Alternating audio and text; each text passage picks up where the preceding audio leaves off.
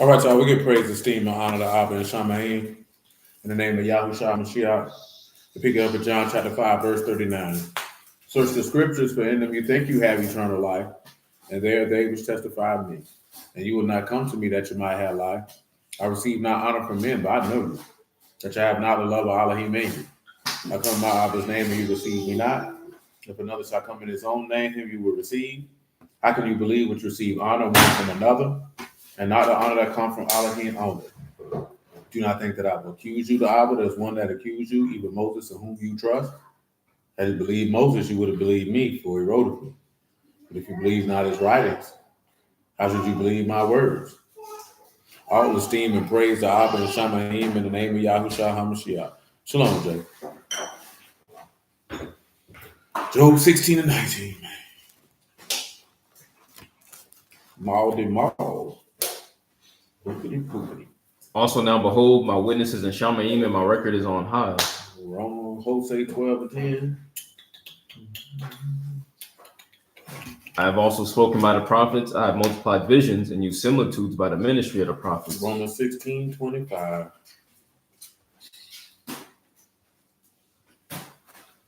Now to him that is of power to establish you according to my gospel and the preaching of Yahushua HaMashiach, according to the revelation of the mystery, which was kept secret since the world began, but now is made manifest, and by the scriptures of the prophets, according to the commandment of the everlasting Elohim, made known to all nations for the obedience of faith. Shalom, that. Come on, Revelation 19 and 10. And I fell at his feet to worship him, and he said unto me, see you do it not. I'm your fellow servant and of your brethren that have the testimony of Yahushua. Worship Elohim, for the testimony of Yahushua is the ruach of prophecy. Proverbs 10 and 14. You can make it 10 and 12. We really stopped at 16, but I'll read some of these beforehand.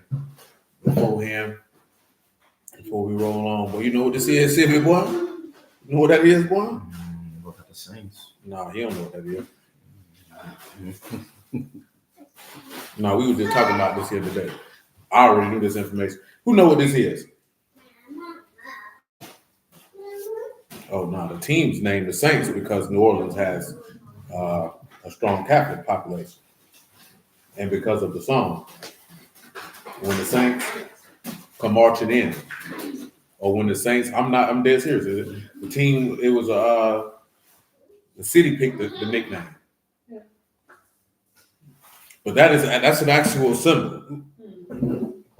Does anybody know what this symbol is? This symbol right here. Yeah, but it's mainly for that in the song. When the Saints, they play that all the time. You know what a second line is? I would understand if you did.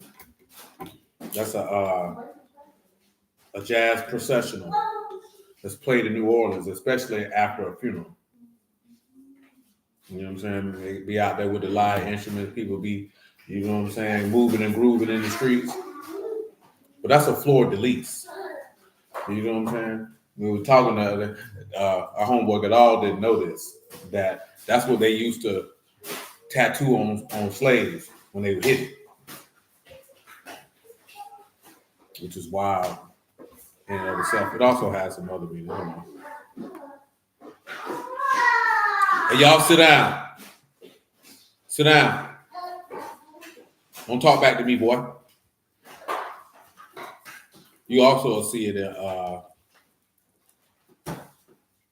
see right there, boom, boom, boom. It can be from French royalty to the military to religious virtues. It represents purity, faith, wisdom, and chivalry historically. But it also was used to brand enslaved people. So it always is going to come down to where you catch it. It says in religion, it's used to represent the Virgin Mary. Purity, virtue, and virginity. The three petals also are said to represent the Trinity. Ain't that wild? Hell no.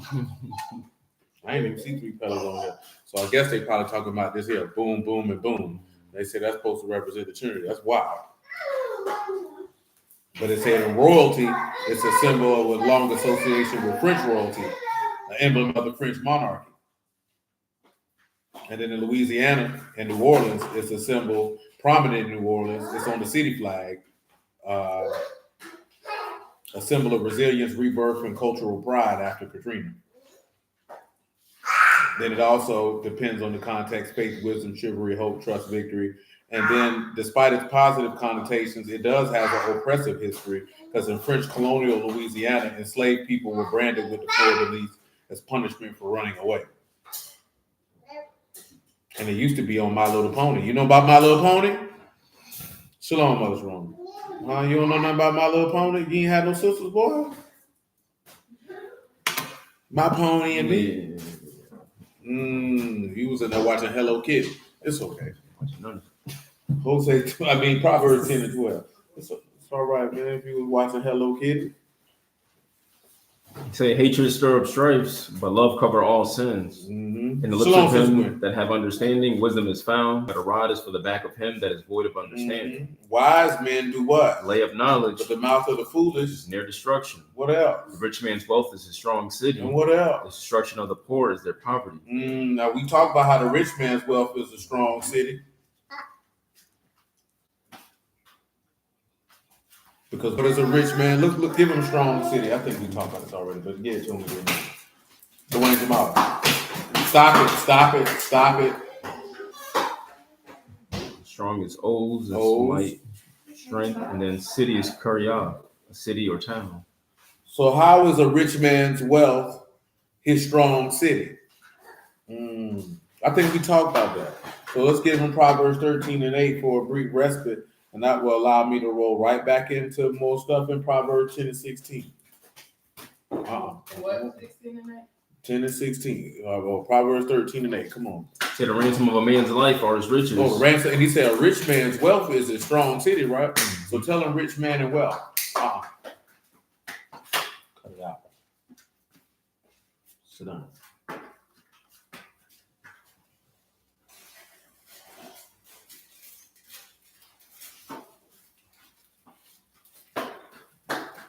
Here got rich man is one word that's all shared, rich or wealthy or rich man. And then wealth is home, wealth, riches, or substance. Wealth, riches, or substance. Let me do this here, man. Yahushua, son of Nun, 1 and 8 on general principle.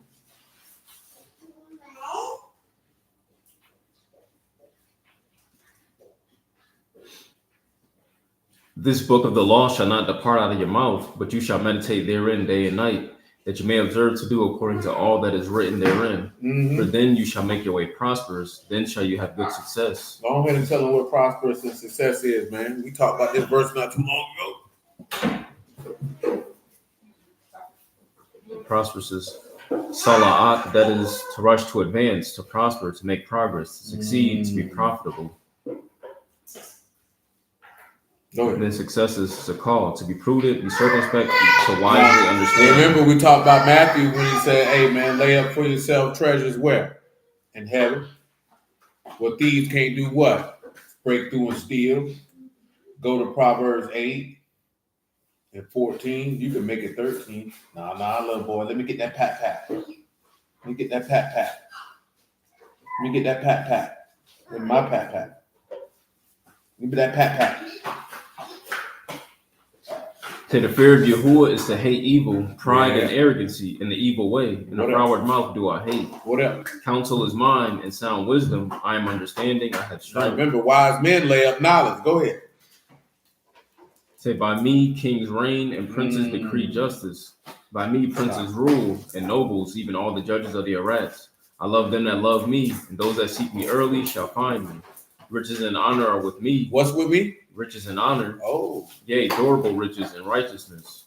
Durable what? Riches and righteousness. Well, tell them what durable riches is, man. You got some durable riches? I referenced these things, but we didn't read it. You got some durable riches? Durable is athak, that's valued or durable, surpassing, enduring, imminent. And then riches is honed again. Come over here to Luke. Shalom, Brother Herman, man. I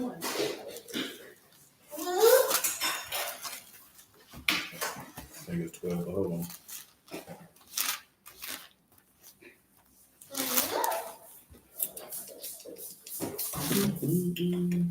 Come on, 12 and 31, man.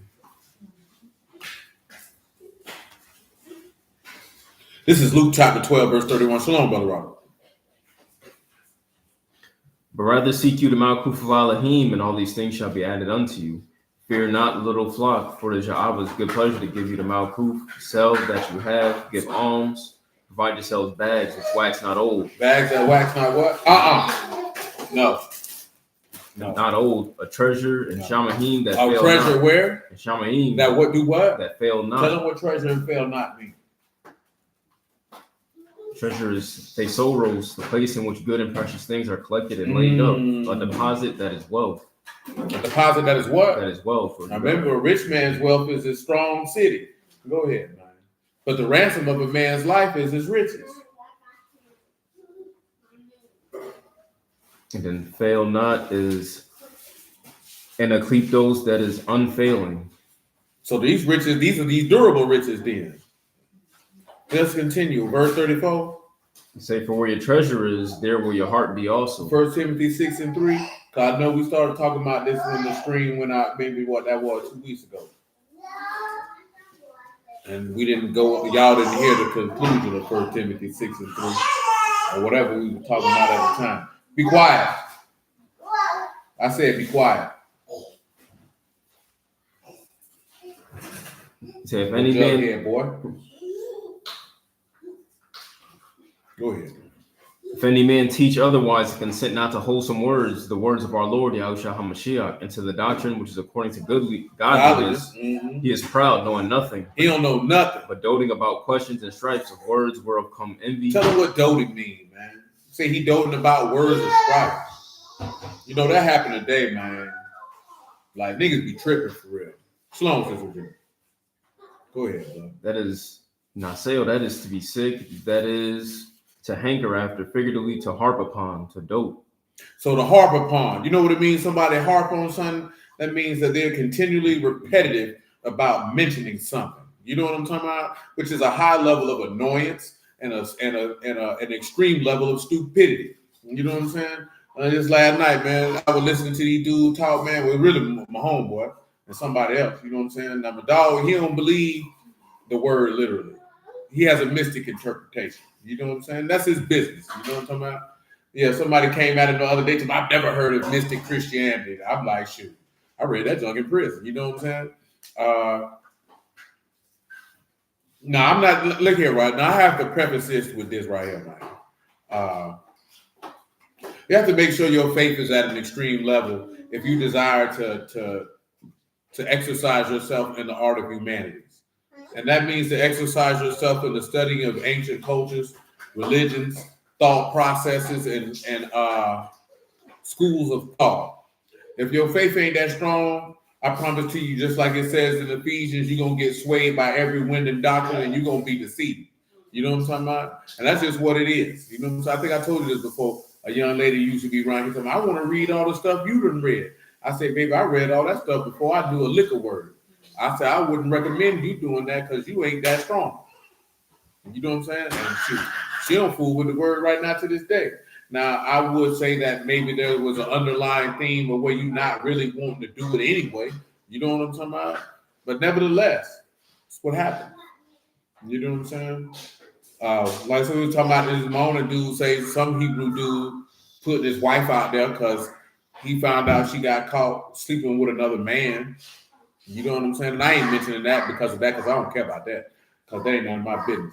I mentioned that for the aspect of a lot of that stuff be happening because people be hankering. You know what I'm saying? You see what I did, Robert? You know what I'm saying? To just to be married. You know what I'm saying? Cuss somebody in the word. Whole time that woman a scallywag. You know what I'm saying? Whole time. You know what I'm saying? We talking homegirl about this junk, man. Shalom, Brother Ernest, man. Shoot, same to you, bro. I hope everything been blessed on your end too, my G. You know what I mean? Like, dudes feel like because she got a head wrap on and a skirt, oh, she must be godly. You want to wife her. Oh, he know a few precepts. That's a godly man. You want to marry him. Whole time he a buster, you a hoe. You know what I'm saying? Like, and I'm not saying that to be disrespectful. I'm saying that to be factual. Like, you don't even know this person for real. You know what I'm talking about? Yeah, you might know the representative that they show on the internet or the representative they show when they show up to service, but you don't know them. You ain't even trying to know them because you in a rush for the yams. You know what I'm talking about?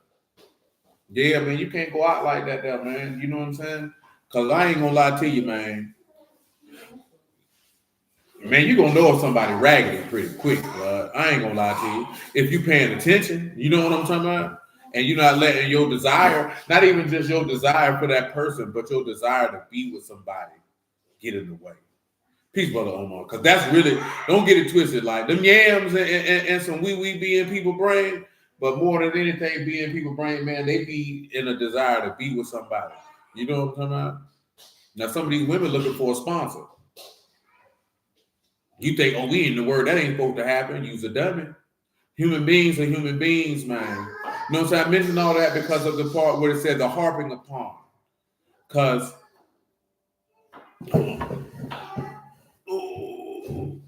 you say it's funny. You remember when you text me all the mystical books? Oh, yeah.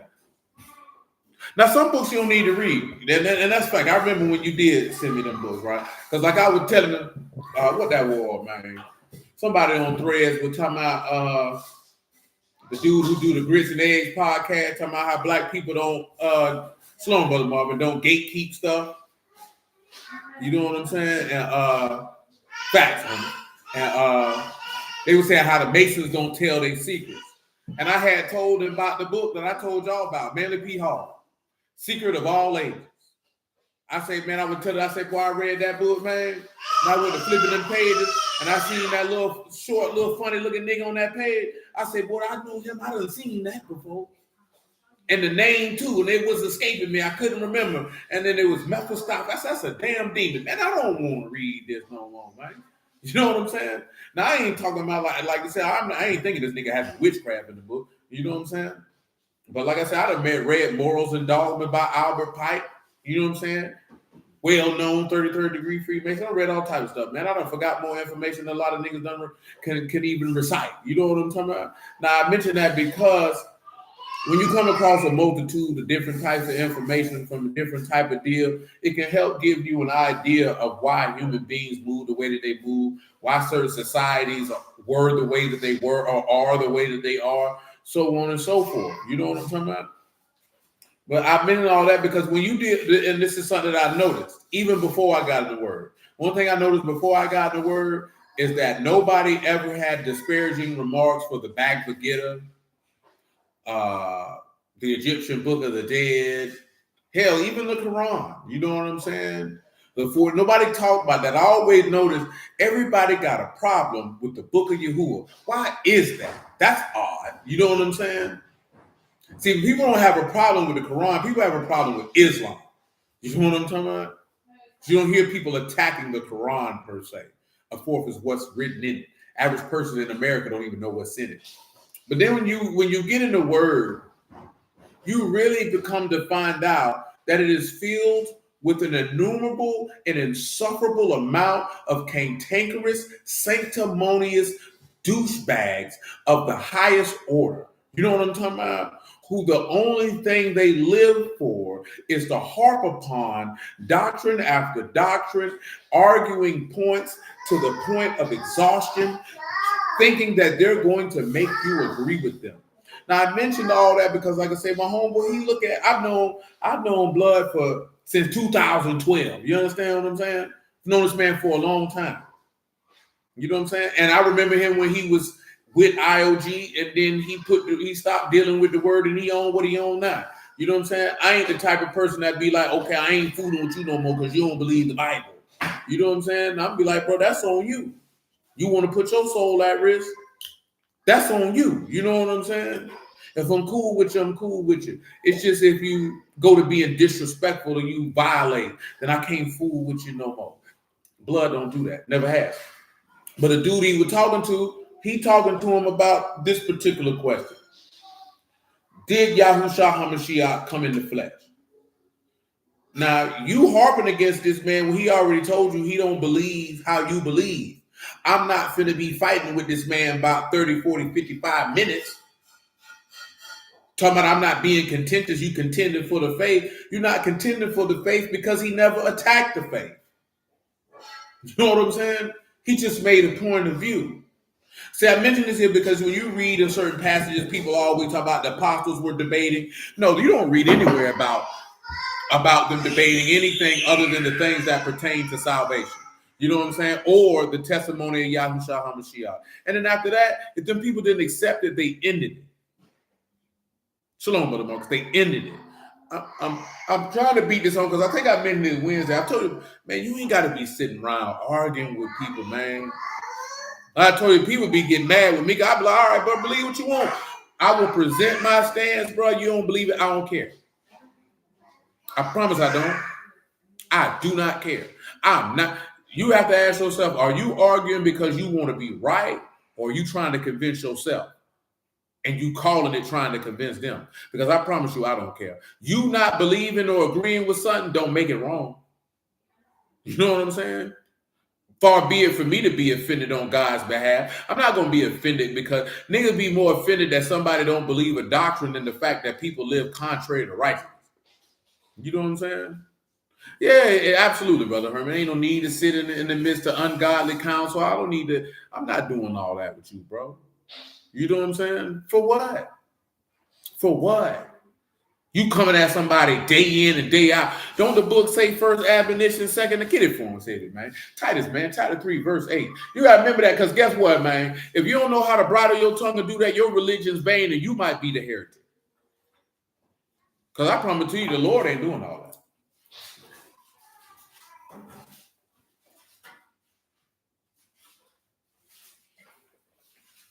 The epistle of Titus, chapter 3, verse 8. So this is a faithful saying, and these things I will that you affirm constantly. What's that? That they which have believed in Elohim might be careful to maintain good works. Those that believe in Elohim might be careful to do what? Maintain good works. Okay. These things are good and profitable unto men. That's right. But avoid foolish questions. Avoid what? Foolish questions. Avoid what? Foolish questions. And what else? Genealogy. And what else? Contentions. And what else? Strivings about the law. And strivings about the what? About the law. You think I'm finna argue with you about all this type of stuff? Man, bump that junk. Why he say not to do it? For they are unprofitable and vain. They're what? Unprofitable and vain. They're what? Unprofitable and vain. Tell them what unprofitable and vain mean right there, man. Unprofitable is anophilos, that is unprofitable, useless. It's useless. Inutility. It's useless. It serves no benefit to anyone. And then vain is mataios, that is devoid of force, truth, success, result, useless, of no purpose. That man say it's of no purpose and you'll get no what? No success. So striving about the law is worthless. This is what he's telling you. This is what he's telling you. So in me knowing that that's in the words, you think I'm finna do that with you? Now see, there's a difference, right? If you say you said this, I don't agree with it. All right, cool. This is why I said it. I still don't agree with it. All right, nigga, so what? You know what I'm talking about? And see, this is the difference. So some people be like, well, I'm going to throw you these scriptures back. It's one thing if you're not solidified and knowing what you're talking about. It's another thing when you are. And it's something that my big cousin told me, and I told y'all this before, man. Man, you don't argue with people with stuff you already know is correct. You know what I'm saying? If you already know it's correct, I don't got to go back and forth with you.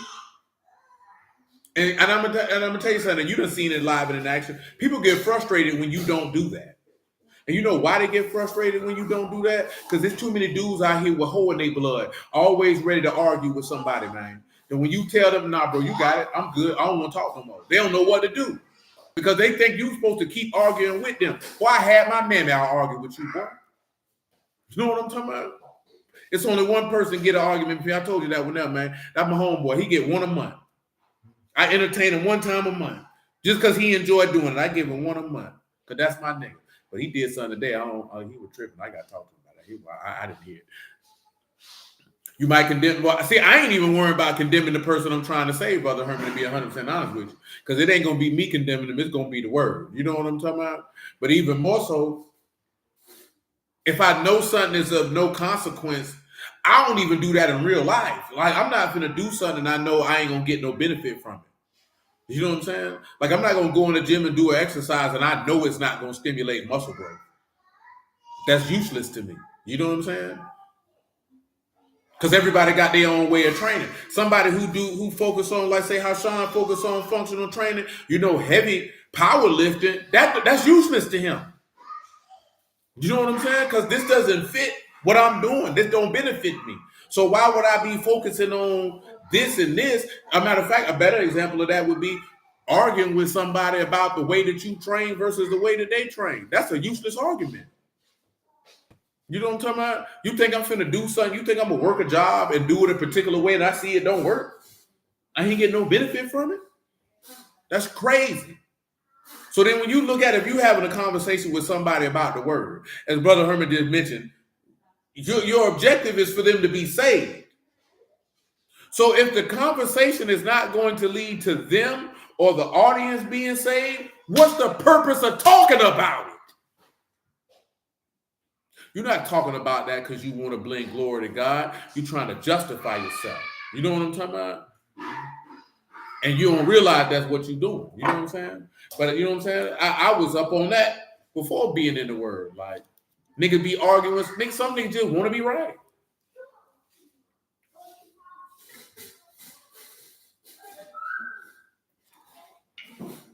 And in my unprofessional opinion of psychoanalysis,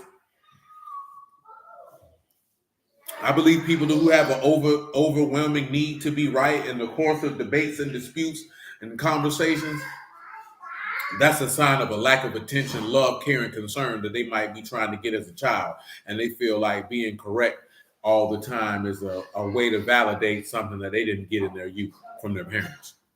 You know what I'm saying? Or somebody called them stupid all the time. Because usually people who like that, they always mention how they not stupid or what they know. You know what I'm saying? They have to mention that as forfeits because they may have some insecurities about their level of intelligence. Now, this is, like I said, this is my unprofessional opinion. I'm not certified in these areas. But I've made observations. And I've observed that a lot of people, especially with the word, who just have to be right, they'll always slide that in there that they're not stupid or how long they studied or how long they've done it. You know what I'm talking about? That's an underlying, that's overcompensation for insecurity of your probably knowledge that you're probably pretty stupid. You know what I'm saying? You're not as smart as you think you are. People who are secure in what they know, they don't need to tell you I'm not stupid or I've been doing this for 40 years. I don't care if you've been doing it for 40 minutes, nigga. What that mean to me? Why are you telling me that? Nobody asked you for that. Come on, blood. Where we at with it? Titus 3:9. Titus 3:9. Say, but avoid foolish questions and genealogies and contentions and strivings about the law, for they are unprofitable and vain. They vain. A man that is a heretic after the first and second admonition. A man who is a heretic after the what? First and second admonition. Third admonition. Knowing that he that. Hold on, third admonition. What you supposed to do? Reject. You supposed to what? Reject. Now tell them what an admonition and a heretic is, just in case they're not familiar. Admonition is euthesia, that is admonition, exhortation, mild rebuke or warning. A warning or a mild rebuke. So after a warning or a rebuke, what's a heretic? That is ahiretikos, that is a schismatic, factious, a follower of a false doctrine, a heretic. Now, schismatic. You know what it is to be schismatic? That's called a sowing discord or trying to separate people from God. So that's why he said a false doctrine. That's why he said you'll know if the doctrine is of mine or it's of God. Because a doctrine that's not of God is going to separate people from God. If the doctrine bring people to God, then jackass, it can't be a false doctrine. You know what I'm talking about? Because nothing that's false would draw you to God. Common sense should tell you that. You know what I'm saying? Nevertheless, he said after you've warned them one time, two times, third time, tell them what reject mean, man. You know who Dikembe Mutombo is? You don't know about Dikembe. Y'all have mercy on his soul. I be forgetting he ain't with us no more.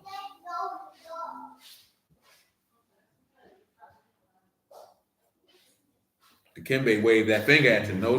Jordan called him. Wow! Waved the finger back. I'll never forget that one now. He was bragging about that. He said, Jordan ain't never dunked on me. Mike called him. Boom! Well, Mike made it his mission to bash on him, too. Go ahead. Reject is paratiomai, that is to avoid, to make excuse, to entreat, to refuse, to reject, to decline, to shun. To shun, to decline, to refuse, man. I don't F with you, oh stupid old boy. I don't mess with you. You know what I'm saying? That's how you gotta do it. Boy, I don't fool with you, boy. I don't care about you or nothing you do. That's how you gotta look at it, man. I don't care about you or nothing you do. And that's how you gotta treat it, though. You really have to treat it like that. Like, no, I'm good. I'm not finna do this with you. You know what I'm saying? When some people come in our room, you know, because I know who they is, I'll entertain them for my own amusement. You know what I'm talking about? And that's few and far between. But you talking about seriously? Nah, bro, you gotta reject, you gotta leave them people alone. You gotta leave them people alone. I promise to you, the Lord ain't going back and forth with you. I promise you. Back to 1 Timothy 6:3. Come here, little boy. Come here, Jamal. Come here, DJ. Little dude. Yeah. I don't know what it's in your hand. He thought I threw the other one. Come on. Go ahead, sir. 1 Timothy 6:3. Come on, little dude. If any man teach otherwise, consent not to wholesome words, even the words of our Lord Yahushua HaMashiach. That man is a fool. To the doctrine which is according to godliness, he is proud, knowing nothing, but doting about questions and strifes of words, whereof come envy, strife, railing. So an individual who likes the heart, he bring forth strife and what else? Got envy, railings, and evil surmising. He gonna talk. They gonna talk. You tell them what an evil surmising is. A railing is, man. They gonna speak evil of you. You can give them railing too, man. Evil surmising is hupanoia, that is a suspicion or surmising. You know what it is? A surmise. What's happening, Rohan? Now they got suspicions that you're doing evil. After he give you this here, we go to John 8 and 52. And then railings is blasphemy, slander, detraction. Now they gonna start lying on you. You know what I'm saying? People who like to debate and harp and all that, man, the only thing gonna come from that is strife, contention, slander, and evil surmisings. And John 8 and 48 will give you inkling of what it is to have an evil surmising. Because this is what they did to Yahusha with an evil surmising. Matter of fact, make it 8:44 on general principle. You can make it 42. That'll make it better. It's gonna be about 10 verses y'all gonna hear, but it's all great. So Yahushua said unto them, if Elohim were your Abba, you would love me. Why? For I proceed forth and came from Elohim, neither came. Now I'm mentioning all this because wise men lay up knowledge. So if you laid up this knowledge, you would have the skill to not get caught up in these type of things. Because it's not about the growth, it's about being right, thus not righteous. And I concur with you. Go ahead. But he sent me. Why do you not understand my speech? Because you cannot hear my word. What else? You are of your father the devil, and the lust of your father you will do. For he was a murderer from the beginning, and abode not in the truth, because there's no truth in him. And when he speak a lie, he speak of his own. And he is a liar and the father of it. And what else? Because I tell you the truth. I tell you the not. what? I tell you the truth. And you believe me? Not. What else? Which of you convince me of sin? Which one of you convict me of a sin? And if I say the truth, why do you not believe me? Why? He that is of Elohim hears Elohim. You hear them not? Because you are not of Elohim. Now we didn't read the verses preceding verse 8, chapter verse 8 and 44 or 42, but that's what an evil surmising is. He said, if I tell you the truth, why don't you believe me? And which one of you convinced me of a sin? Because these people were doting about with this man with their word, because they said, we be Abraham's seed. We don't be born of any fornication. Now you begin to try to come up with thoughts of evil that this person is doing when you really telling on yourself. Let me give you what surmising means. A lot of niggas don't be realizing what you be trying to throw on somebody else, you really talking about yourself.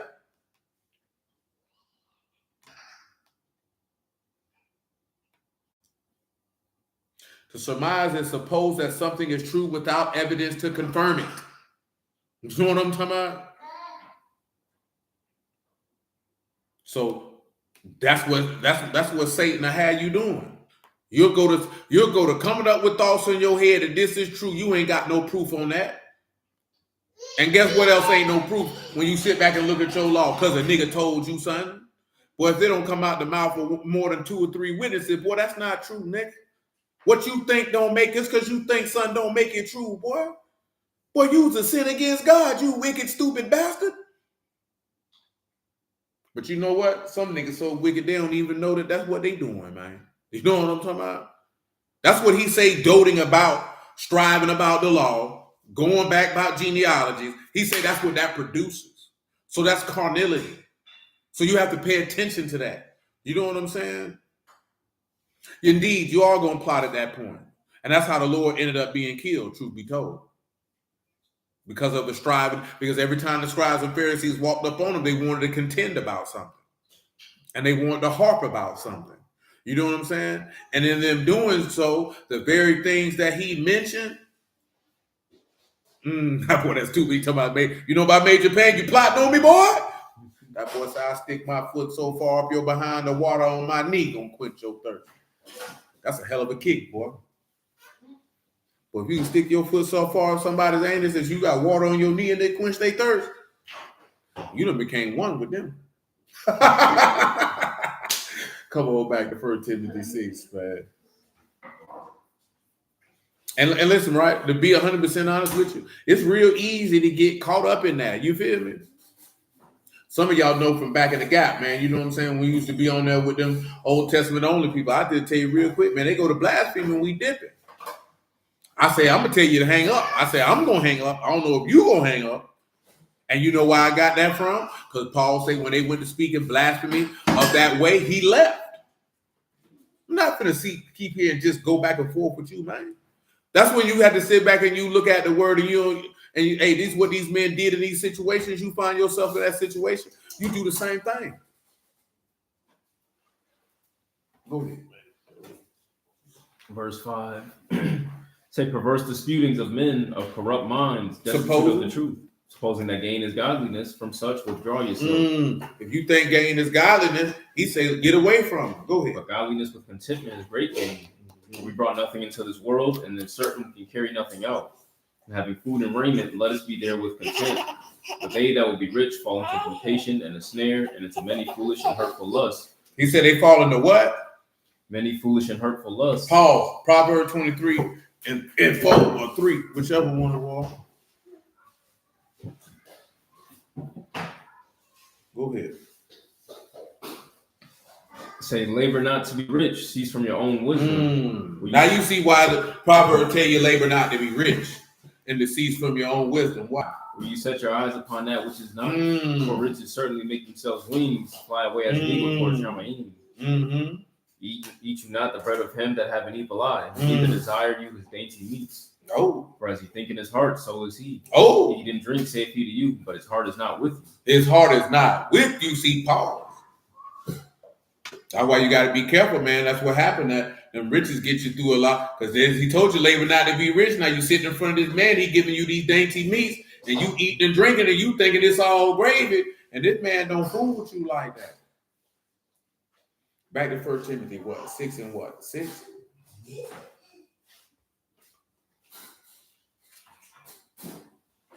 Verse 9. Verse 5. 1 Timothy 6 and 5, man. Oh, this is verse 9.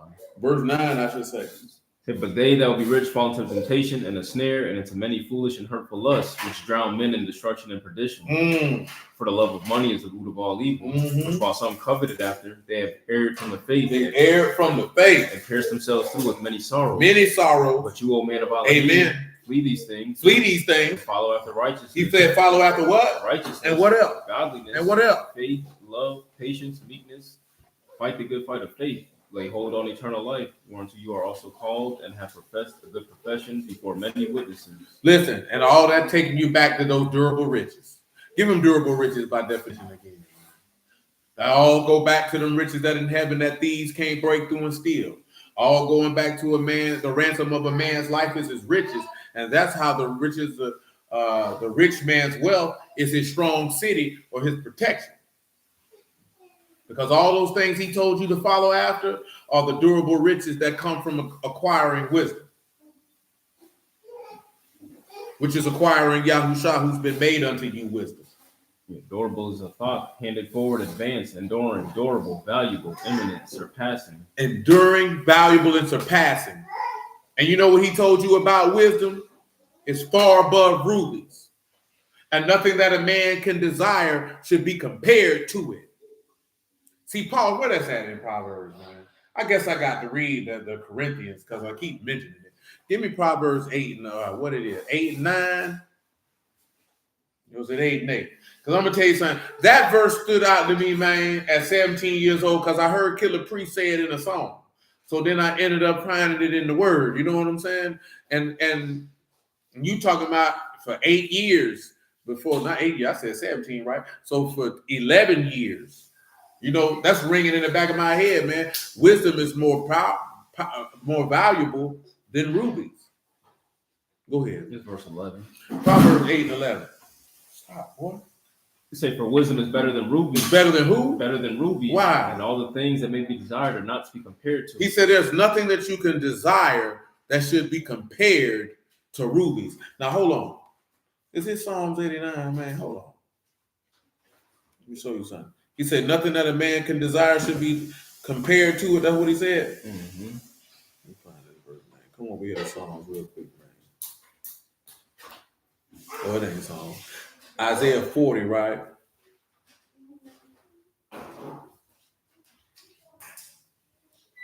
$40 and 15, man. Isaiah 40 and 15, man. Go ahead. Behold, the nations are as a drop of a bucket and are counted as a small dust of the balance. Behold, he take up the isles as a very little thing. That's right. And Lebanon is not sufficient to burn, nor the beast thereof sufficient for a burnt offering. Mm-hmm. All nations before him are as nothing. They are counted to him less than nothing Mm-hmm. in vanity. To whom then will you liken Elohim? Uh-oh. Or what likeness will you compare unto him?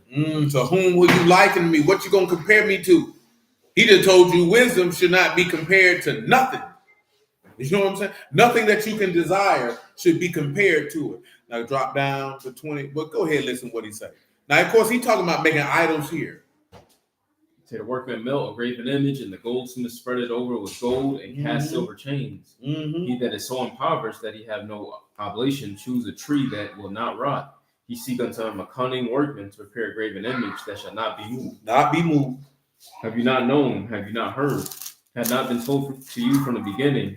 Have you not understood from the foundations of the Eretz? Mm-hmm. It is he that sit upon the circle of the Eretz. The inhabitants thereof are as grasshoppers, that stretch out the Shamahim as a curtain and spread them out as a tent to dwell in. Mm-hmm. That bring the princes to nothing and make the judges of the Eretz as vanity. That's right. Yea, they shall not be planted. Yea, they shall not be sown. What else? Yea, their stock shall not take root in the Eretz. He shall also blow upon them. They shall wither, and the whirlwind shall take them away as stubble. What else? To whom then will you liken me? To whom will you liken me? Or shall I be equal? Saith the Kadash. Now listen. I mention that because you know your law say. Let me finish. Come over here to Deuteronomy. Let's see what Deuteronomy. Hold on.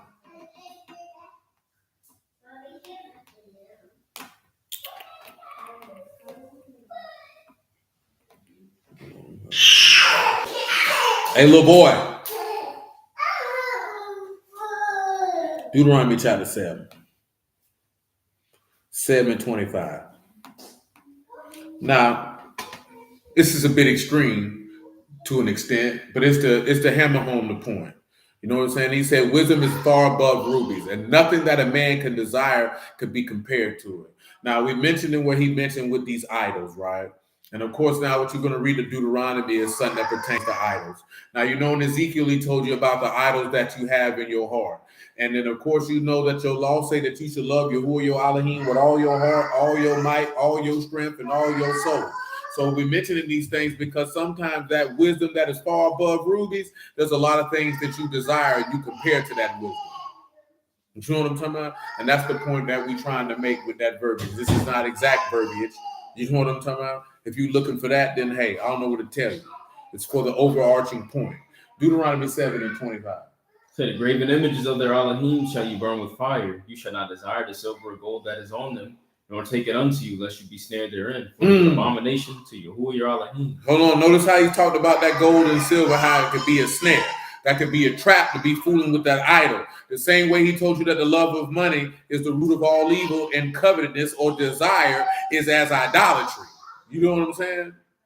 You know, that's where they say that in some of those epistle letters that Paul wrote. So when you sit back and you look at that, when he makes that comparison, that covetousness or lust or desire, it be as idolatry, and he told you that when you have a love for money, it can pierce you through with many sorrows and many hurtful lusts that ensnare a man. You know what I'm talking about? And that's the point that we're trying to make. That when you esteem things far above wisdom and you try to liken those things unto God, and in these days and times, that's usually done by trying to say that God bless me with this. That's why he said, if you think gain is godliness, he said, man, you destitute of the truth and you have a corrupt mind. Just because you increase in goods or increase in wealth or increase in that does not necessarily equate to God being with you. Just like because if someone is destitute and does not increase in wealth or goods, does not mean God is not with them. This is how people view things. You know what I'm talking about? But you should remember that from the parable of Lazarus and the parable of the rich man. God was with Lazarus. He was never with the rich man. And it wasn't because of Lazarus' poverty nor the rich man's wealth. It was simply dealing with the thoughts and intents of their heart. And what usually ends up happening, as the text states, that individuals who have a large amount of wealth, which the reality of the situation is this. Man, they say 90 to 95% of Americans don't even have $5,000 in the bank right now. You know what I'm saying? So you know what that tells you? That niggas is flogging. Because see, black people are the only race of people who feel the need to make themselves seem like they're not poor when the mass majority of us are poor, and you're trying to impress other poor people. That is the epitome of stupidity. You know what I'm talking about? Because, bro, everybody ain't got it, bro. You let the internet tell it, everybody got it. But guess what the stats say? Everybody don't got it. So somebody lying, or the mass majority of our people and Americans in general are fiscally irresponsible. You know what I'm talking about? It means we gonna ball out, we gonna charge it and pay for it. We gonna do a lot of things. You know what I'm saying? We talked about this a few weeks ago. Many people say it's gonna cost $5 million for you to retire. So you know what that means? Majority of Americans are gonna work till they die. And not because they want to work, but because they have to. So when he tell you to set your heart on the things that are above and not the things on the earth, Colossians 3:1, if you would, for peace.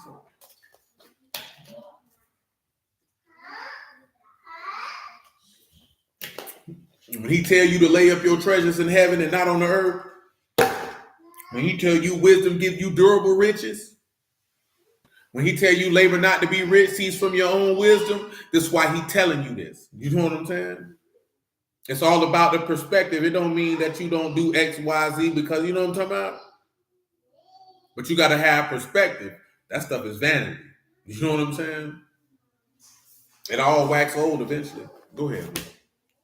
If you then be risen with Hamashiach, seek those things which are above. Seek those things that are what? Which are above. Notice he said, if you be what? Risen with Hamashiach. So if you've been immersed in his name and you put to death the body of sin and you walk in newness of life, you need to set your mind where?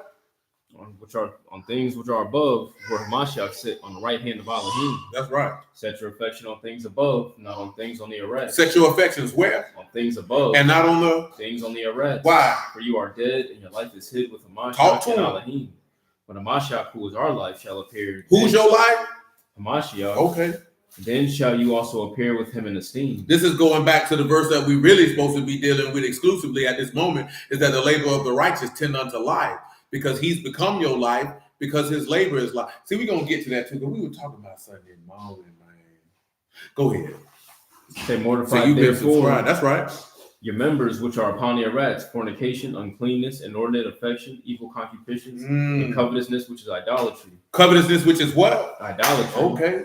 For which things sake the wrath of Elohim come on the children of disobedience. That's right. In the which you also walked sometime when you lived in them. When you lived in them. Now you also put off all these. What else you need to put off? Wrath, malice, blasphemy, filthy communication out of your mouth. What else? Lie not one to another, seeing that you have put off the old man with his deeds. Come on. And have put on the new, which is renewed in knowledge after the image of him that created him. Praise God. That's good. Deuteronomy 7:25. And getting after that, 1 Corinthians 1:28. Say the graven images of their gods shall you burn with fire. You shall not desire the silver or gold that is on them, nor take it unto you, lest you be snared therein. For it is an abomination to Yahuwah. It's an abomination. Neither shall you bring an abomination to your house. Don't bring that to your house, man. It should be a cursed thing like it, but you shall utterly detest it. You shall utterly abhor it. For it is a cursed thing. Lotus, you know a lot of people curse because you done brought that into your tabernacle, man. And I ain't talking about your tabernacle that you lay down in 40 and every day. You done brought that into your heart and in your soul and into your body, man. You done brought that cursed thing in you, man. You gotta get rid of that junk. You know what I'm saying? Because you done took something, you done esteemed it above wisdom, meaning you done esteemed it above a Mashiach. Because he said wisdom is far above rubies. And what we just read, he say, man, lay your treasures up in heaven. He say it's your Father good pleasure to give you the kingdom. You know what I'm talking about? 1 Corinthians 1:28, man. Come on with it. And base things of the world and things which are despised have Elohim chosen. That's right. Yea, and things which are not, to bring to nothing things that are. And no flesh should esteem in his presence. But of him are you in Hamashiach Yahushua, who of Elohim is made unto us wisdom and righteousness and sanctification and redemption. That according as it is written, he that esteemed, let him esteem in the Lord. What Mashiach been made unto you? What he made unto you, man? Wisdom and what? Righteousness and sanctification. That man been made unto you wisdom, sanctification, righteousness, and redemption, man. And that's far above rubies. You can't compare that. There's nothing in this life you can compare to that. You can. It's futile. You did. You know what I'm saying? But nevertheless, that was the point that we were looking to make. And that's how a rich man's wealth is his defense or his strong city. Because that wealth is not monetary wealth that you can spend. You know what I'm talking about? Nevertheless, Proverbs 10:16.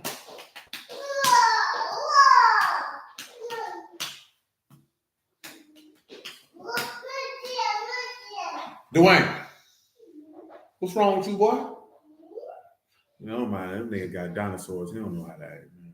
Say the labor of the righteous tend to life, the fruit of the wicked to sin. Now, read me 1 Corinthians 15 and 50.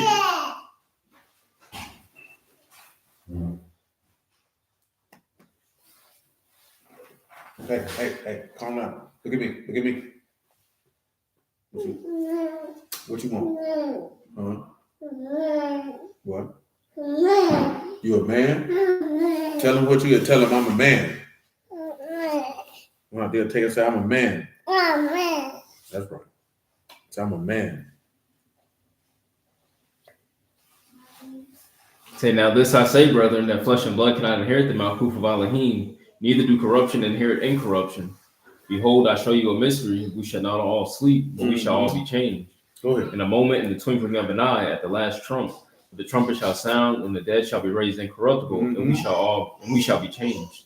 For this corruptible must put on incorruption, and this mortal put on immortality. So when this corruptible shall put on incorruption, and this mortal shall put on immortality, then shall be brought to pass the same that is written. Death is swallowed up in victory. What else? O death, where's your sting? O grave, where's your victory? What else? The sting of death is sin, and the strength of sin is the law. And thanks be to Elohim, which give us the victory through our Lord Yahushua HaMashiach. Therefore, my beloved brethren, be you steadfast, unmovable, always abounding in the work of the Lord. That's right. For as much as you know that your labor is not in vain. Always abounding in the work of the Lord. I want you to go to John chapter 11, man, and give me verse 7, man.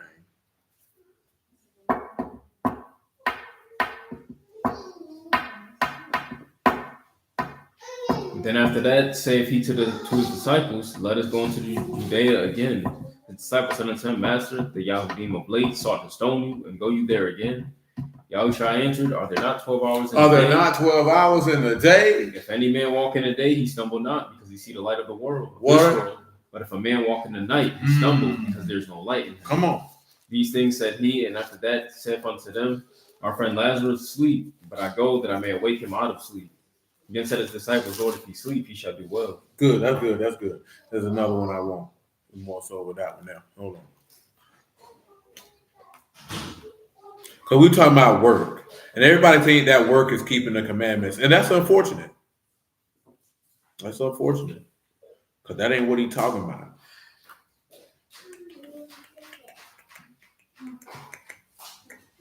Go to John 5:14. There it is. John chapter 5, verse 14. After that, John chapter 9, verse 1. Come on with it, man. John 5:14, blood. Afterward, Yahushua finding him in the temple and said unto him, Behold, you are made whole. Sin no more. Sin no more. Lest the worst thing come upon you. Lest the worst come on you, The man. man departed and told the Yahudim that What he it was told? Yahushua which had made him whole. That's right. Therefore did the Yahudim persecute Yahushua and sought to slay him. They wanted to kill him. Because he had done these things on the Shabbat.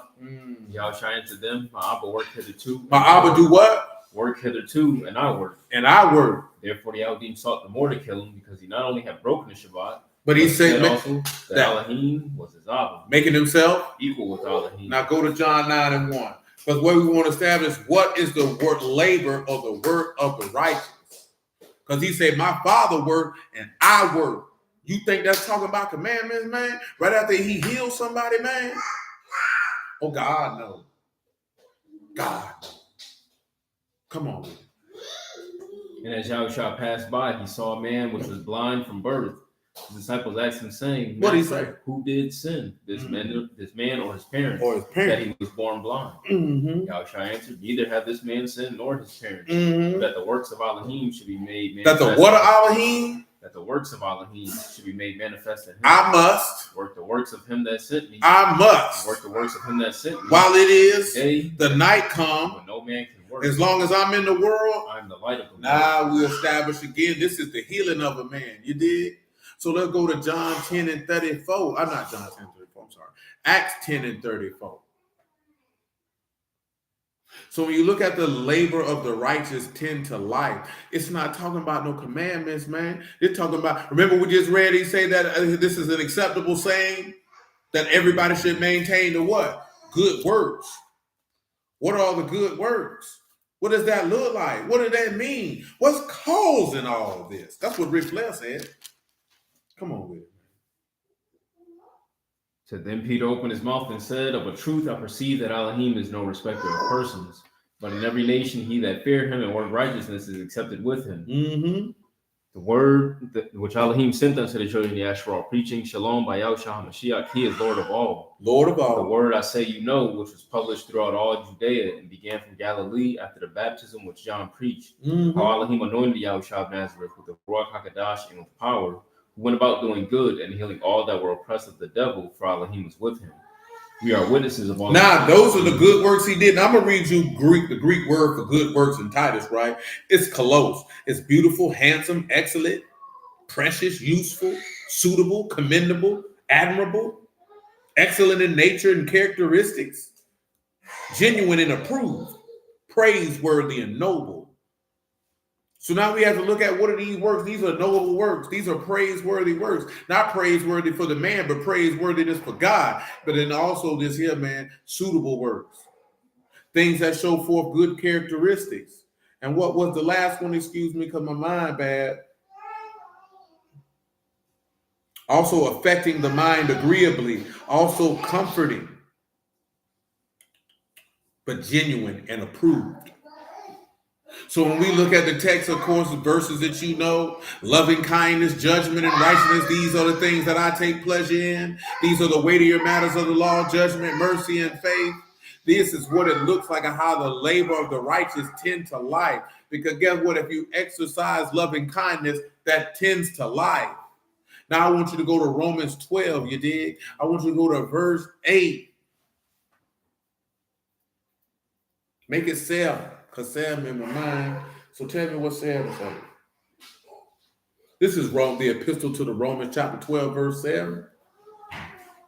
Or ministry, let us wait on our minister. Okay, back it up the phone. Excuse me, y'all.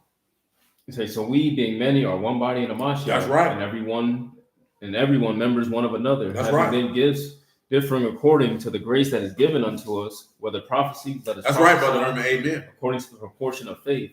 Or ministry, let us wait on ministry. So if it's service, let us wait on service. Or he that teach on teaching. And if it's instruction, let's wait on that. Or he that exhort on exhortation. So if you want to give warning and rebukes, let you wait on that, man. What else, man? He that give, let him do it with simplicity. So if you want to give to somebody, let it be done in simplicity. And what else, man? He that rule with diligence. Okay. He that show mercy with cheerfulness. What else? Let love be without dissimulation. What else? Abhor that which is evil. And cleave to that which is good. And be kindly affection one to another. And with brotherly love and honor, preferring one another. Not slothful in business, fervent in ruach, serving the Lord. What's not slothful in business, man? What business here, man? You ain't no lazy bastard. Slothful is roast, sluggish, slothful, backwards. Backwards. You doing stuff backwards? You sluggish? Business is spude, that's haste with haste. Diligence. You quick to not do nothing. My God, today. Go ahead. Rejoicing in hope, patient in tribulation. Now see, pause as you hope. Go ahead. As you hear that, right? Go to the epistle to the Hebrews, right? You did 6 and 8. You know what I mean? Let's see what that says. But that which bear thorns and briars is rejected and is near unto cursing, whose end is to be burned. But beloved, we are persuaded better things of you. And the things that pertain to salvation? Though we thus speak. What else? Elohim is not unrighteous. To forget your what? Work and labor of love. Your work and what? Labor of love. That you've shown. Toward his name. And that you have ministered to the saints. And do minister. Notice that he said the work and labor of love. Do you not understand the labor of love that Yahushua showed to his father's name, man?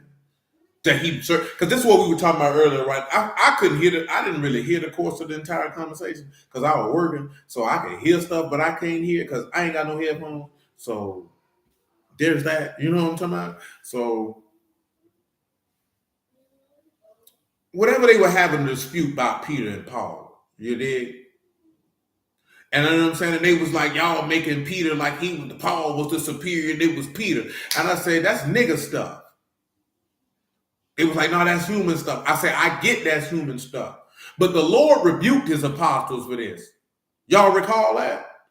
Let's go to Matthew 20 and 24. Because you got to be a real goofy to be arguing amongst each other talking about who's the greatest. Or I'm superior. And then you's a goofy. You know what I'm talking about? You done lost your rabid mind, boy. But you swimming in carnality and about to drown in stupidity. You know what I'm saying? Like for real, man. But people be on this though. That's why I say I couldn't dispute what my man said when he was like, that's human stuff. Because it is. But that's why I said that's nigga stuff. You know what I'm saying? When I say that, I'm talking about niggarly. That's ignorant stuff. That's carnal stuff. You know what I'm saying? That's right. Let's run it. Matthew 20 and 24. And when the 10 heard, they were moved with indignation against the two brethren. But Yahushua called them unto him and said, you know that the princes of the Gentiles exercise dominion over them, and they that are great exercise authority upon them. What else? But it should not be so among you. He said it's not going to be. So arguing about is Paul greater than Peter or Peter greater than Paul don't mean nothing. Now, of course, in another one, it said they were, I think it was in Luke, it says they argue about which one of them would be the greatest. But you know what he told you? He that is, well, he about to say it. He that is greatest among you, let him be your servant. Now read that last part again you just said, man. Listen what he said, man. So Yahushua called and said unto them, you know that the princes of the Gentiles exercise dominion over them, and they that are great exercise authority upon them. Those that are great exercise authority over people. He said what? But it shall not be so. It won't be like that with y'all. Why? But whosoever will be great among you, let him be your minister, and whosoever will be chief among you, let him be your servant. Why? Even as the Son of Man came not to be ministered unto, but to and minister. You know why that's the case? Why do you think he say he that's greatest among you, let him be your servant, and he that's chief among you, let him be your minister, according to your law? What verse would you derive from your law where you could see this why he said that? Huh? Talk to me.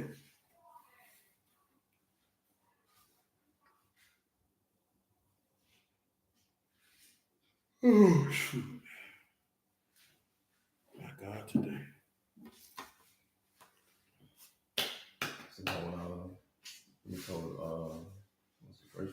That the elder shall serve the younger. And that is correct, sir. When he told you the elder shall serve the younger. That means he that is greatest among you will be your servant. Because you know what your law say about the elder, right? Get it for him.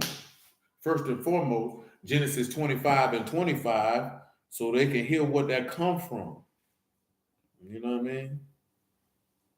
Because you got to hear where it come from, man. You don't hear where it come from. What good was it to hear? Okay, verse 23. Genesis chapter 25, verse 23. He said, Yahuwah said unto her, 2 nations are in your womb, and 2 manner of people. Oh, no, you could have came straight to it, but it's all good. You there now, go ahead. It said, and the one people shall be stronger than the other, and the elder shall serve the younger. The elder shall do what? Serve the younger. Tell them what elder mean, man. That is rob, much, many, great, abundant, abounding in, more numerous than, great, strong, greater than. Strong Captain, or greater than. You got captain or chief. The captain or chief, he that is greater than. Now go to Genesis 49 and 1, and that way grandma got McDonald's money for the grandkid. That's the best shout out.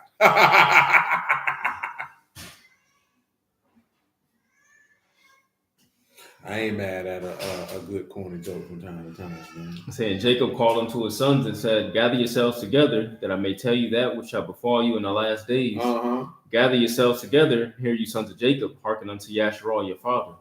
Reuben, you are my firstborn, my might, the beginning of my strength. What else? The excellency of dignity and the excellency of power. Now you see why he tells you, he that is greatest among you, let him be your minister. He that is chief, let him be a minister, servant. It's all the same thing. If you the greatest, then serve. Because your law say the chief or the greatest gonna serve the younger. Tell them what younger mean in Hebrew, man. Since we talk about it, let's talk about it. Younger is Saor, little, insignificant, young. The young, younger, the youngest. So that which seems to be insignificant or lesser, he that's the greatest, serve that. So to argue about I'm the greatest pastor, I'm the best apostle, you's a goofy. You know what I'm saying? You's a whole weirdo. You a whole weirdo. You know what I'm saying? And if there was another, you're a dweeb, a doofus, a green bean, a buster, a mark, a square. And not squares forth as somebody who's on the up and up. You just a square. You a literal L7. You lame, cornball type of individual is what you is. Because there's something wrong with you that you want to get in the word and try to use that to inflate your self-esteem. Nigga, go get a hug and a therapist, man. You know what I'm saying? Like, for real, bro. I told you, I done told people this before, like, bro, this is not a competition, blood. It's not. This is how a lot of people treat this. This is a competition. Is that, man? I don't care about none of that. You know, the only thing you should be caring about is doing whatever Yahuwah moved you to do. Just like he said, if I told him to occupy till I come, what is that to you? If that man told you to sit still and praise him till he get here, then be the best sitting still individual you can be. You know what I'm talking about? But at the end of the day, everything is supposed to be for the effectual implementation and dispensation of this man's word for the salvation of the people. All that other stuff you got going on, that's your stuff. And you trying to mix that in like you making cake batter. That man like this here, man. That man ain't on that, man. That man ain't on that, man. You know what I'm saying? You want to force your people, man. You ain't, nah, man, we don't do none of that. We ain't doing none of that. No. Matter of fact, hold on. Nigga, no. Don't do it. Because it's vain. We already read it. It's vain. Ain't no profit gonna come from that. That's like invested in a stock and you know that stock has not increased its stock price in 15 years and you still betting that this is gonna be the year that they gonna hit. Bro, you's a dummy. You's a dummy. You know what I'm saying? It doesn't make sense. Do things that you know that you're sure to get a gain from. And if we're doing things for godliness' sake, then you want that gain to be unto everlasting life, not only for yourself, but unto others. So if what you're doing don't lead to everlasting life, that means you ain't doing the labor of the righteous. Guess what that means? You not. You ain't sent, that's for certain. And you couldn't be righteous because everything that the righteous do is going to tend to life if it is the labor of the righteous. That's what it's going to lead to. Because he said he's the way, the truth, and the life. He said he's the resurrection and the life. Whosoever live and believe in him shall never taste death. He said there's a work that I must do, and that was to offer up his life. And again, we talked about it the other day, and he told you to take up your stake daily and follow him, and that if he laid his life down, we ought to lay our life down for the brethren. So doing the labor of the righteous is not keeping the commandments. It's manifesting the Exodus 34, 6 and 7, showing full proof that Elohim is in you without question. But see, we don't want to talk about that. You know what I'm saying? I always tell people that, man. You know what I'm saying? I always mention that when Tavon asked about that. And we talk about this on Clubhouse from time to time. You go to talk about how to live, what to do. You know what I'm saying? Magnifying God, strengthening your faith. You're not going to get people in the rooms, man. Don't nobody want to hear that. I think I told y'all this before. This last year, maybe 2020. It was 2023. End of 2023. Because that's when we was doing them ACs that dude had in the backyard. You know what I'm saying? And I told my man, Cool Man, and LaRon, I've known LaRon for a long time. I forgot what they were talking about. I said, man, we were talking about some real stuff, like how to be who God wants you to be. It wasn't nobody in that room. You know what I'm saying? I told Cool Man, I said, man, I'm gonna tell you something, bro. Niggas is not intrigued by that. I said, man, if you put Godhead in the title, blood, I say, bet they pop in here. He said, nah, man, that ain't gonna happen. Soon as he did it, that's when my man LaRon popped in. He said, I came in here because of the title. People started flooding in. And I was just telling them, because people like drama, bro. People like the contention. People like those things because it's entertaining. Same way I done told you, even though I don't watch Fresh and Fit, man, when that man said, when we do videos about real estate, when we do videos about stocks, when we do videos about improvement, he said, we don't get no views. But when we do them videos with the women in the studio and this, that, there, and the third, he said, them be our biggest videos. Why? Because people don't want information that will move them to be a better man. People don't want information that will cause them to improve. People don't want information that's going to hold them accountable because people like the entertainment of conflict. I don't want to say drama per se because drama is overused because drama is not necessarily the right word to use. People like the theater of conflict, confrontation, and strife. You know what I'm saying? They like to be entertained by that. Most people do not genuinely want. Matter of fact, man, and I hate to call him an herbalist because he don't like to be called an herbalist. You know what I'm saying? But Doc Ross said this here, man. This man said, when I have people who set up a free consultation, they're late, they never show up. You know what I'm saying? Things of this nature. But when somebody pays for it, they're early or on time. Why? Because they're invested. You know what I'm saying? See, most people, when it comes to the word, man, they're not genuinely invested. So how do you invest in the word? Because you would have already been immersed into this man's death. You would have already made the proclamation of faith because you believe on him as the scripture has said. You understand? So now you're ready to walk in that newness of life because you have that investment. See, I ain't talking about just because you got baptized, because you could get baptized and just be a wet wicked. You know what I'm saying? Baptism does not wash off the filthiness of the flesh, but it shows a good conscience towards God because it's supposed to affirm that you heard the gospel and believed. You understand? That's what it's supposed to show, that you could have a good conscience towards Elohim. But the reality of the situation is this. Most people are not invested. You say they ain't picking up one cross. That is, and I was leading to that. That's an investment. When you're willing to forsake all that you have and to deny yourself on that stake, that means you're invested. And why are you invested? Because of the belief of the word that was preached unto you. You know what I'm saying? So now you're invested. And when you're invested, you're going to do the things necessary to get a return on that investment. Most people, when they come to this word, blood, they're not invested. That's why they like the entertainment of strife and contention. You know what I'm saying? People who are invested, they don't have time to invest time and energy into that because they're more so focusing their time and energy on getting a return on their investment while they're taking that stake up daily. You know what I'm saying? While they're doing the works of the ministry like we read in Romans 12, like we talked about before, that everybody think the works of the ministry is just preaching. That's just one cog in that business. You know what I'm talking about? We just read in Hebrews, he said that you minister unto his name and to that you serve the saints through your labor of love. Your love for God and your love for your brother is what leads you to perform that work. Go back to the Hebrews 6, man. Read that real fast, man.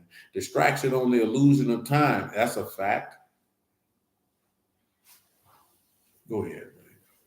Say, but beloved, we are persuaded better things of you, and that accompany salvation, though we thus speak. For Elohim is not unrighteous to forget your work and labor of love, which you have showed toward his name, and that you have ministered to the saints. And do minister. And we desire that every one of you do show the same diligence to the full assurance of hope. Show the same diligence to the full assurance of what? Of hope unto the end. To the end. Yeah. That you might get a full reward. You understand? Go ahead, Eagle. Say that you be not slothful, but followers of them who through faith and patience inherit the promises. For when Allah made promise to Abraham, because he could swear by no greater, he swore by himself, saying, surely blessing I will bless you, and multiplying I will multiply you. So after he had patiently endured, he obtained the promise. And for men truly swear by the greater, and an oath for confirmation is to them an end of all strife. And wherein Elohim willing more abundantly to show unto the heirs of promise the immutability of his counsel, confirmed it by an oath. And that by two immutable things in which it was impossible for Elohim to lie, that's right, we might have a strong consolation who have fled for refuge to lay hold upon. See, when you believe that this man cannot lie and you have a full assurance of hope, that leads to the full-fledged investment. Because when you have hope, that's what? Tikva. That's an expectation of reward. You're looking to get something back. You know full well, I'm going to get this back. When you're not invested, you're not looking for no ROI. You know what I'm saying? Because you're not expecting anything back. And I'm just using because this is why people like the conflict. That's why people like to start conflict, hope people participate in conflict and all that man. A nigga who like people who like conflict, they don't know what to do when they're ignored. You know what I'm saying? Now, I will say this here, and I don't really want to go that far with it, but it is an actual DSM certified type of deal. People who have narcissistic personality disorder, not necessarily narcissistic traits, but actually narcissistic personality disorder, they don't like to be ignored. You know what I'm saying? Like if you ignore them, they will literally throw a full-fledged temper tantrum. You know what I'm saying? Or seek to destroy you for ignoring them. What do I mean by this? Usually someone who has NPO, they seek to do is destroy you. You know, cause arguments, fusses, strife, and contention for you to engage for the purposes of destroying you mentally and emotionally. They don't know what to do with people who don't participate, which is usually why they would not get in an intimate situation with someone who will not feed that. You know what I'm saying? See, like I said, man, you know, that's what I was taught is, man, don't feed people sickness. You know what I'm saying? That's why I always tell y'all, I just put it in my own words, just because somebody invites you to a party don't mean you got to go. You know what I'm saying? And in real life, some people be upset if you turn down an invitation. The same way some people get upset when they're not invited. Some people get upset because people don't invite them to contention. And some people are glad. Some people avoid people for the explicit purpose to not be invited to contention. You know what I'm saying? Now ponder on that. You know what I'm talking about? So when you think about things in that regard and in that perspective and you weigh them out, you know what I'm saying? You begin to understand and know and consider that, man, that's not what it do. Why? Because the text tells you to cast out the scorner and the strife and contention will cease. So when you look at strife and contention, what does that let you know? That that's of the adversary. That's not a God. Why? Because the things of Yahuwah tend to peace and tend to life. Strife and contention don't tend to that. You never seen Yahusha go start strife or contention with nobody. And guess what they did? We talked about this plenty of time. When they came at this man with stuff, what he did? Didn't even answer. And you see how them people responded. They didn't know what to do because they wanted the strife and contention, and he wouldn't participate. Case in point, when they caught the woman in adultery and they came at him talking crazy, that man was writing in the dirt, ignoring them people, man. He was ignoring them people. And they didn't know how to respond to that because he would not entertain it. And then when he entertained it, he said, you know what? He without seeing cast the first stone. Threw him for a loop. Same way when they came at him, Caesar's this. So what do you say? Man, give the Caesars what a Caesar. That's coming for strife and contention. He didn't participate.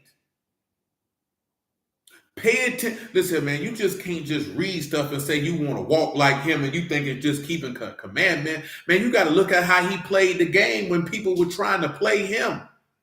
That man didn't participate. When Pilate them coming, he didn't feel the need. He didn't feel the need. That's whole stuff. You know what I'm saying? Bro, when you know you ain't did nothing, man, you ain't got to prove nothing to no wicked nigga making accusations against you, man. That's why Peter told you he committed himself to him who judges righteously. You committing yourself to man or you committing yourself to God? Because we know what Jacob said. My righteousness is going to speak for me. Man, you don't have to prove nothing to none of these people. When you know you ain't did nothing. When you know you standing godly. You ain't got to prove nothing to them people because Yahuwah will vindicate you in the end. And I ain't telling you what I know. I'm telling you what I live. You ain't got to do that, man.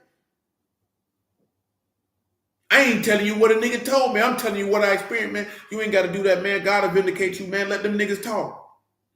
Remember what David told Joab when the Benjamite came, Shimei came cursing, man. Let him curse, man. Yahuwah done bid him to curse. Let him curse. He ain't feel the need. Nigga ain't gonna talk to me. Say, man, come on, bro, with all that false bravado, man. You niggas ain't that tough for real, man. Everybody's so goddamn tough, man. You niggas not that tough, man. Listen, man, I was telling my dog the day, and I feel Memphis Bleak on this here. Pause. You know what I'm talking about? Because I did the same thing. When that boy was telling that story when he was in Chicago, and that boy say he had his hat cocked to the left, and he said, you know what I'm saying? You know, he used to wear his hat like how T.I. used to wear his hat back in the day. He didn't know you can't do that in Chicago. So he said he in McDonald's. He said, nigga, run down on him, up. Like, hey, man, what you got going on, man? He said, man, I ain't even from here. He said, I don't give a damn where you from, but you better wear that hat straight. That nigga said, I went on stage and did the show with no hat, just the bean out. Nigga said he wore the bald head out. He ain't wear no hat. But you know what I'm saying? I mentioned that because old super tough nigga gonna be like, nigga, I'm gonna wear my hat. You dead, dummy.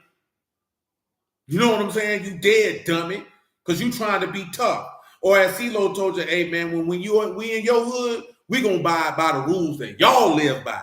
Well, that's how they live there, man. You know what I'm saying?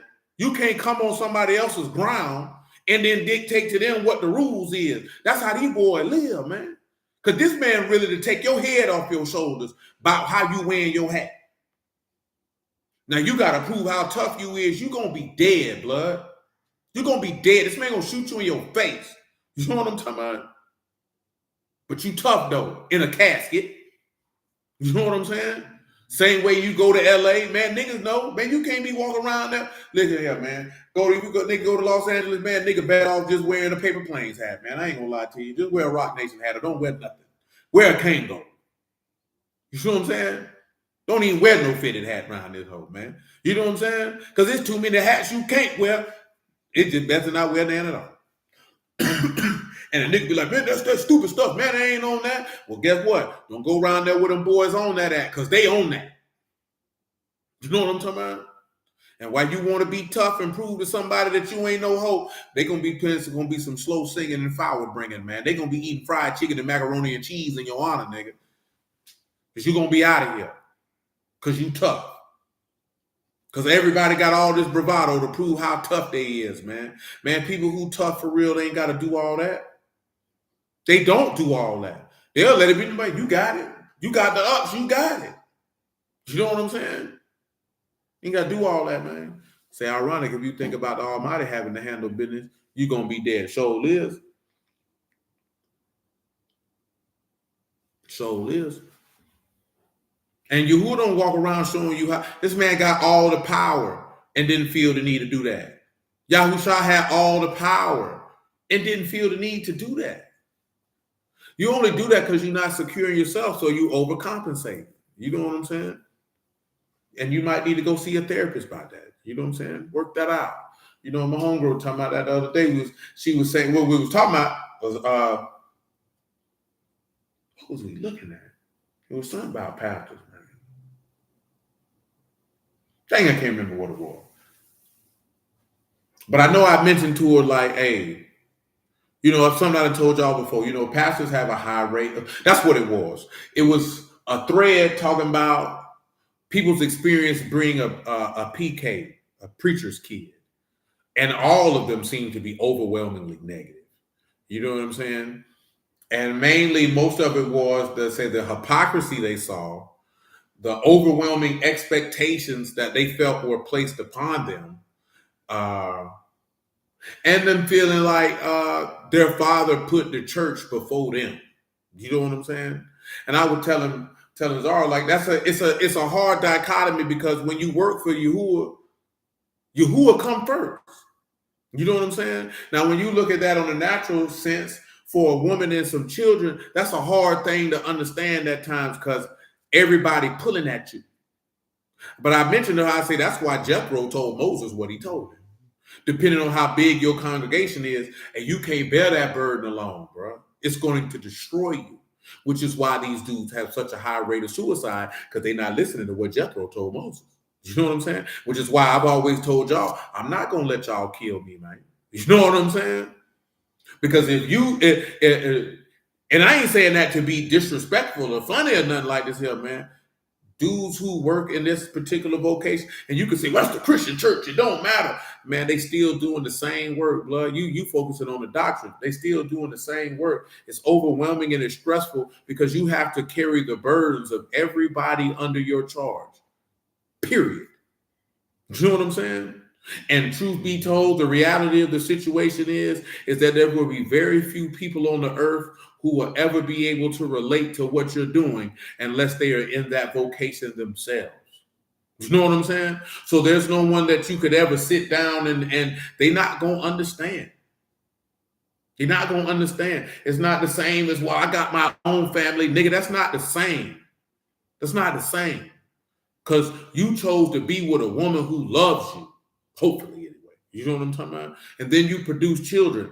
When you doing what we just read, the elder gonna serve the younger, well, Yahuwah putting you in a position to be a minister unto his people, whether they hear or whether they forbear. You know what I'm talking about? Whether they strong, whether they weak, whether they faithful, whether they faithless, whether they spiritual, whether they're carnal. And every single solitary thing. That's why he said, man, to be careful how you deal with the people who rule over you, that they may do it with joy and not grief, because that's not profitable to you. That's why I say that. Niggas don't consider that, because the reality of the situation is somebody in that situation, people are always going to be drawing from them, but they very rarely will pour anything back. And then you wonder why this man is destitute, and then put a bullet in his brain. You know what I'm saying? Or he died from health complications because you niggas done killed him. You know what I'm saying? And of course, I told them I know somebody personally who ministered in the congregation, wasn't even the head of that congregation. And the people stressed him out to the point that he was in the hospital at least 3 times. To the point, man, that this nigga ain't even 35, man. That boy, them people were about to kill this young man. Stressing him. Because he got to be there for these people, man. And this, that, and the third. That joint's serious. People don't consider it because they don't care. You know what I'm saying? Long as he give me what I want, I really don't care what he dealing with. Till he dead. You know what I'm talking about? Then when he dead, you looking around for somebody to take his place. Ain't nobody there to take his place, because most people ain't willing to do what he was willing to do. He said, by any means outside of what's not working. Indeed. And I'm just telling like this because I had a conversation with somebody, see if they had the right doctrine as a Christian, that wouldn't happen. I said, that's what's wrong with you niggas, man. That you're not looking at this person as a human being. You focusing on the doctrine. That's still flesh and blood right there, boy. That man's still subject to like passions as everybody else like that, boy. And that's why we revert back to what, that's why Jethro told Moses what he told him. But that's going to be too much for you. You know what I'm saying? Like, and that's rough because my man said their congregation ain't that big and they were stressing him out like that. You know what I'm saying? So imagine if he trying to do that, like one man can't do that for 400-500 people. That's too much. You know what I'm saying? Hell, for 100 people, that's too much. Because somebody who really own that for real, then they don't really have a problem serving the people. See, that's why he say, read them, John 10 and 5. John 10 and 5. 10 and 5. What he was at before that? What you was at? I just read the Hebrews again. Okay, so we good. Go ahead. John 10 and 5. Listen what he said. And a stranger will they not follow, but will flee from him, for they know not the voice of strangers. Go ahead. This parable spake Yahushua unto them, but they understood not what things they were which he spake unto them. Go ahead. Then said Yahushua unto them again, truly, truly, I say unto you, I am the door of the sheep. Mm-hmm. All that ever came before me are thieves and robbers. Thieves and But robbers. the sheep did not hear them. I am the door. By me, if any man enter in, he shall be saved. That's right. Shall go in and out and find pasture. And what else? The thief come not, but for to steal, to kill, and to destroy. I am come that they might have life, and that they might have it more abundantly. What else? I am the good shepherd. And what the you good do? shepherd give his life for the sheep. Give his life for the who? For the sheep. For the who? For the sheep. See, and that's what he's talking about. And some people, a person who following after the example of the chief shepherd, then they're going to be willing to do that. And of course, now, this is not to diminish what a wife or children would see from that. Like, damn, I want my daddy too. It's a hard dichotomy to balance in between because that's what she said. Like, you know, your first ministry is to your family. No, your first ministry is to Yahuwah. Because you should have had a ministry to Yahuwah ideally before you had a family. That's not always the case. Let's just be fair with that. You know what I'm saying? But ideally, your first ministry should have been to Yahuwah before you ever got a wife. Your first ministry should have been to Yahuwah before you ever had a child. And I say, key word again, ideally. Not definitively, ideally. You know what I'm saying? And to add on top, when you get two people in leadership roles, two different slight division, that make it harder as well. And then you definitely can't collectively build and support the people because then it's going to be conflict. And my homeboy dealt with that also. People going to play one person off the other in order to justify themselves and do what they want. You know what I'm saying? That's a dichotomy that can't work. Everybody got to be on the same page, firm and resolute. No schisms, no breaks, no holes, no airs, no nothing. You know what I'm saying? But yeah, you know what I'm saying? Like, that's how that goes. Read it again. The good shepherd do what? I'm the good shepherd. The good shepherd give his life for the sheep. Boy, that's stupid. The good shepherd do what? Give his life for the sheep. And? But he that is a hireling and not the shepherd, whose own sheep are not, he don't care about the wolf come in and leave the sheep. He don't care about it. And the wolf catch him and scatter the sheep. He don't care about it. And the hireling flee because he is a hireling and care not for the sheep. He don't care for the sheep. And that's the difference. You have one person who's invested and another person who is not. You know what I'm saying? And like I said, it's a tough dichotomy because most pastors, you know what I'm saying, that I've seen discuss it, it's not like they trying to say, you know, I don't care about my wife and kids, but I have an obligation to God. It's not like they feeling like I got an obligation to these people per se. Like they know they have a duty of service, but they perceive that I have to fulfill my obligation to God first. But it can be very overwhelming because, again, people look at somebody who's a pastor, an apostle, an elder, a bishop, whatever the case may be, and you begin to divorce their humanity from them based off what they're doing. You know what I'm saying?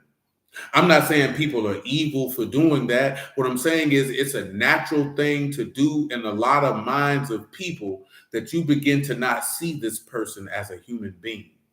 You know what I'm talking about? So what I mean by that is the same way a lot of people divorce humanity from men. You look at that man and you assume he has no emotions because he's not walking around openly displaying them every minute and every moment of the day. So when things happen, you don't look at him as a human. You know what I'm saying? Because you've divorced his humanity from him. So a lot of people, when they look at somebody who's a pastor, so on and so forth, you begin over time to divorce his humanity from him. And you don't think that, because it's the same thing. You're in a leadership position. You can't walk around wearing that stuff on your sleeve. You know what I'm talking about? So that's why you have to be resolute to know. We're not talking about selfishness of I'm gonna do what I want. You have to know your boundaries and limitations for yourself. Oh no, I can't deal with that. You know what I'm saying? Not I can't deal with it because I don't want to deal with it. Like, no, I don't have the capacity to do X, Y, Z because it's going to be detrimental to me like this. Read them Hebrews 13 and 8, or what I wrote. Not 13 and 8, 13 and 12. The epistle to the Hebrews 13 and 12. And the reason I'm mentioning all this here, because this is how the labor of the righteous will tend to life. That labor they're doing can't tend to life if they're not in the right space mentally and spiritually. Because again, you're still a human being. You know, I've been telling y'all this consistently for about the last 5 or 6 months because it needs to be hammered home. You're still a human being. That's why he told you watch and pray. Because the Ruach is willing, but the flesh is weak. You are still a human being. The epistle of Hebrews 4 tell you he's subject to like passions as you are, yet without sin. Like, you're still a human being. And the things that can affect anybody else can affect you too. The difference between us and them is there's supposed to be a godly response to that. That's it. It's supposed to be a godly response to that. But even still, you can become weak and be like this here, boy, I'm devoid. We've seen that with the Lord. He sent a Malachim to come strengthen him because that man was weak at that particular time. And unfortunately, the reality of life is this: no matter how much people don't want to hear it said out loud, people do not respect the vulnerability of weakness. You don't have to like it. You don't have to agree with it, but that is the reality of life, and we all know it. And we try to convince ourselves that that is not the truth. But the reality is, and I'm not saying this for women, I'm saying this for everyone, all the sons and daughters of Adam, the majority of human beings, irregardless of nationality, race, cultural background, so on and so forth, genuinely do not respect the vulnerability of weakness in a man in a position of authority and leadership. They don't. They don't.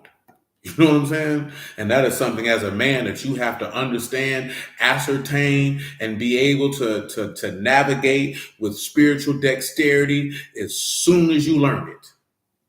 You can't cry about it. You can't hope that it was something different. There are times in life that you must accept the realities of life for what they are and adjust yourself accordingly. Because it just is what it is. That's a fact. That's a fact. It is what it is. You know what I'm saying? And that's what your God is for. That's what your peers are for. You know, peers are people who are the same as you. You know what I'm saying? Like, you can't look at somebody, like, let's say peers, you can say professionally. If you're not a preacher, you can't say you're a preacher's peer because you're not a preacher. You're not his peer. Professionally, you're not his peer. Y'all are not the same. You know what I'm saying? Your peers are the same as you. Like the people I grew up with, they're my peers. You know what I'm saying? I'll give you the definition. Go ahead and read that.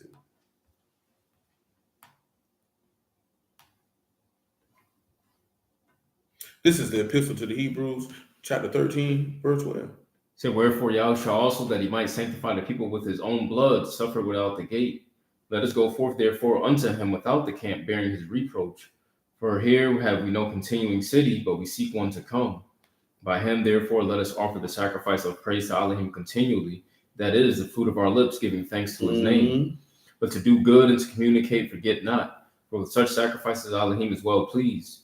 Obey them that have the rule over you. Why? And submit yourselves, for they watch for your souls. What as else? they that must give account, that they may do it with joy and not with grief. For that is unprofitable for you. That they may do it with joy and not with what? Not with grief. Because that's what? Unprofitable for you. Now, what is a peer? It's people who are similar to you in qualities like age, social status, or abilities.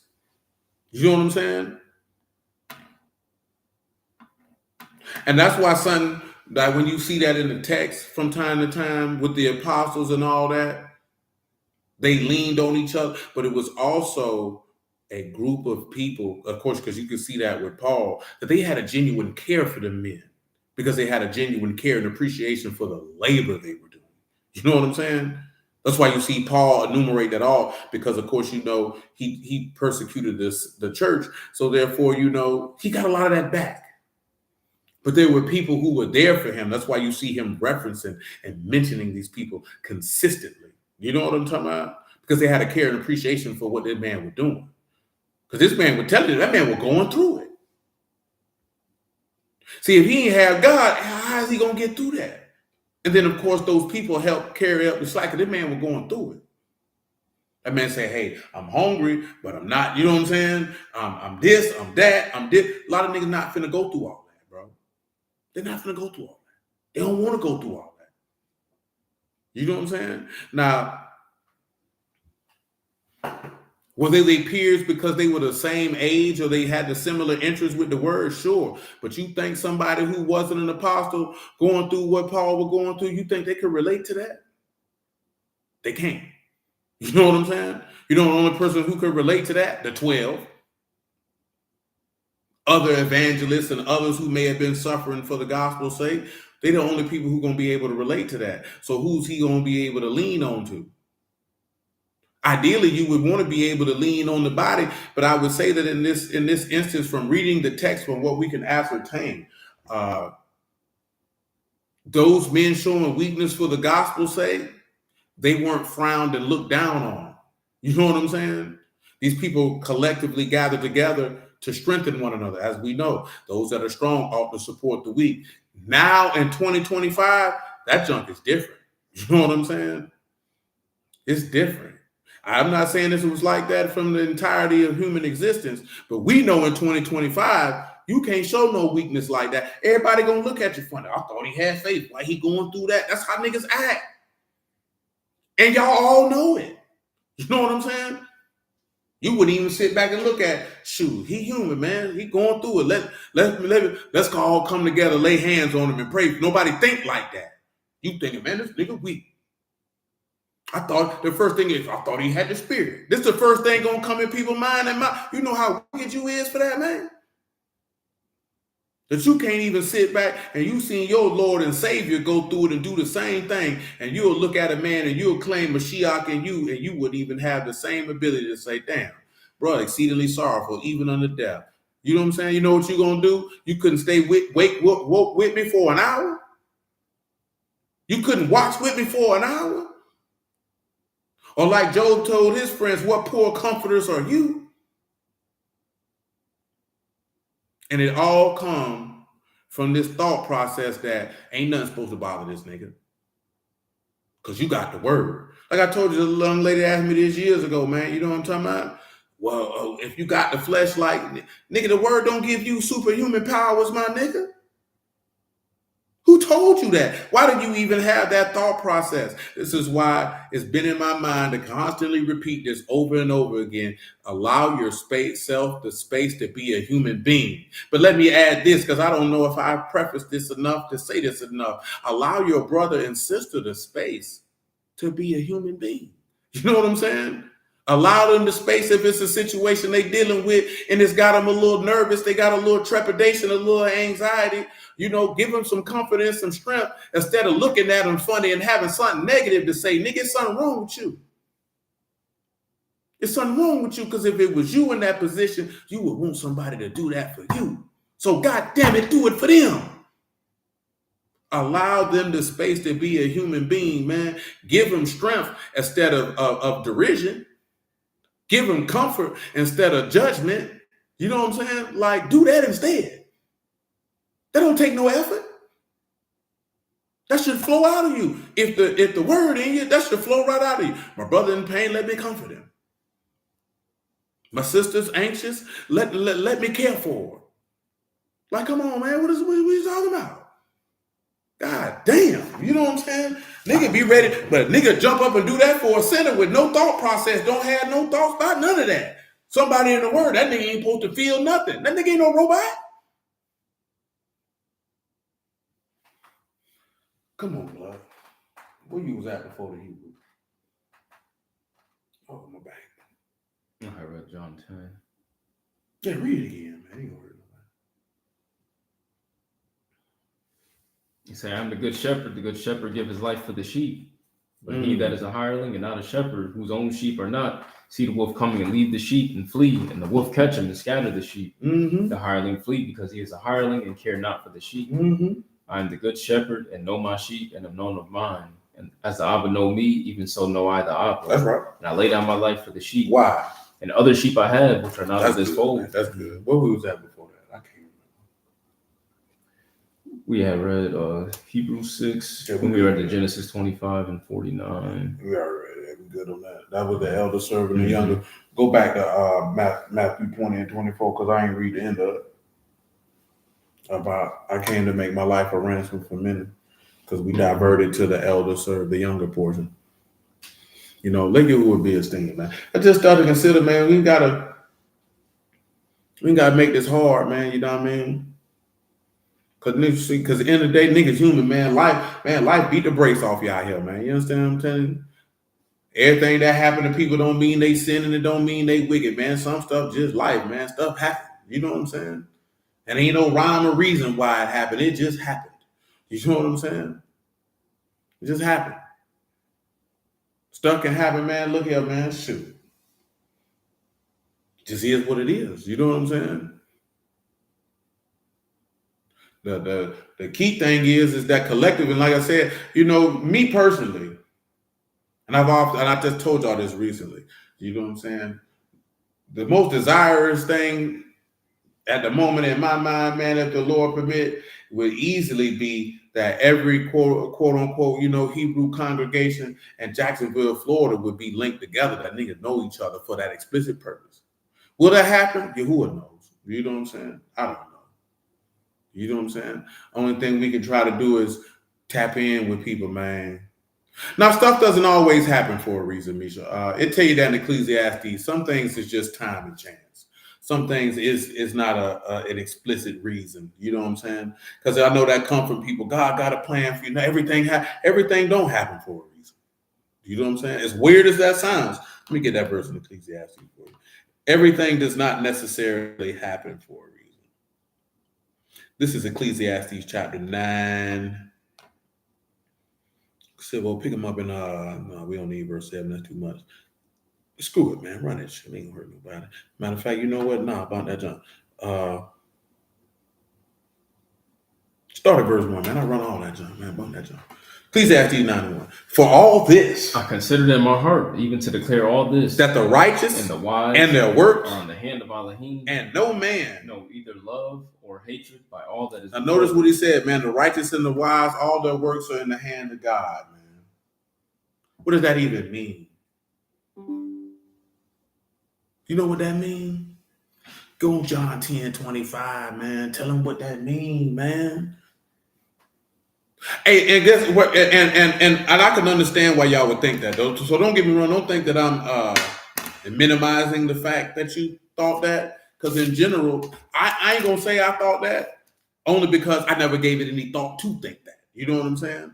So and I can't recall if I ever used that term, but nigga probably did. But you just repeated it. You know what I'm saying? I don't think it was necessarily anything that I gave weight or thought to. You know what I'm saying? But once I became, you know, in the word and understanding the word, that's why I'm saying what I'm saying right now. You know what I'm saying? Because I know that that's what we're told. Everything happens for a reason. You know what I'm saying? But sometimes things do happen for a reason. And sometimes things happen and there is no reason. It's just time and chance. Go ahead, sir. Y'all trying This is John 10:25. I told you, and you believe not. The works that I do in my Abba's name, they bear witness of me. Go ahead. But you believe not, because you are not of my sheep, as I said unto you. My sheep hear my voice, and I know them, and they follow me. And I give unto them eternal life, and they shall never perish, neither shall any man pluck them out of my hand. Wow. My Abba, which gave them me, is greater than all, and no man is able to pluck them out of my Abba's hand. That's right. And why? Because the works of the righteous and the wise are in the hand of God. That's where they at. And who's the hand of God? Well, I guess you know who's the hand of God.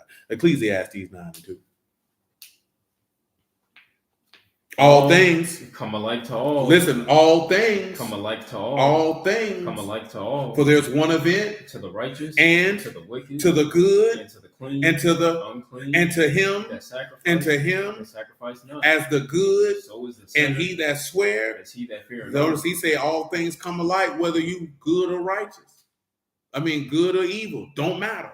That's the point in and of itself of everything don't happen for a reason. All things, look here, man, a godly person could get cancer, a wicked nigga could get cancer. It ain't because the godly person was wicked. It's not because the wicked person was wicked. It was just simply because all things happen alike.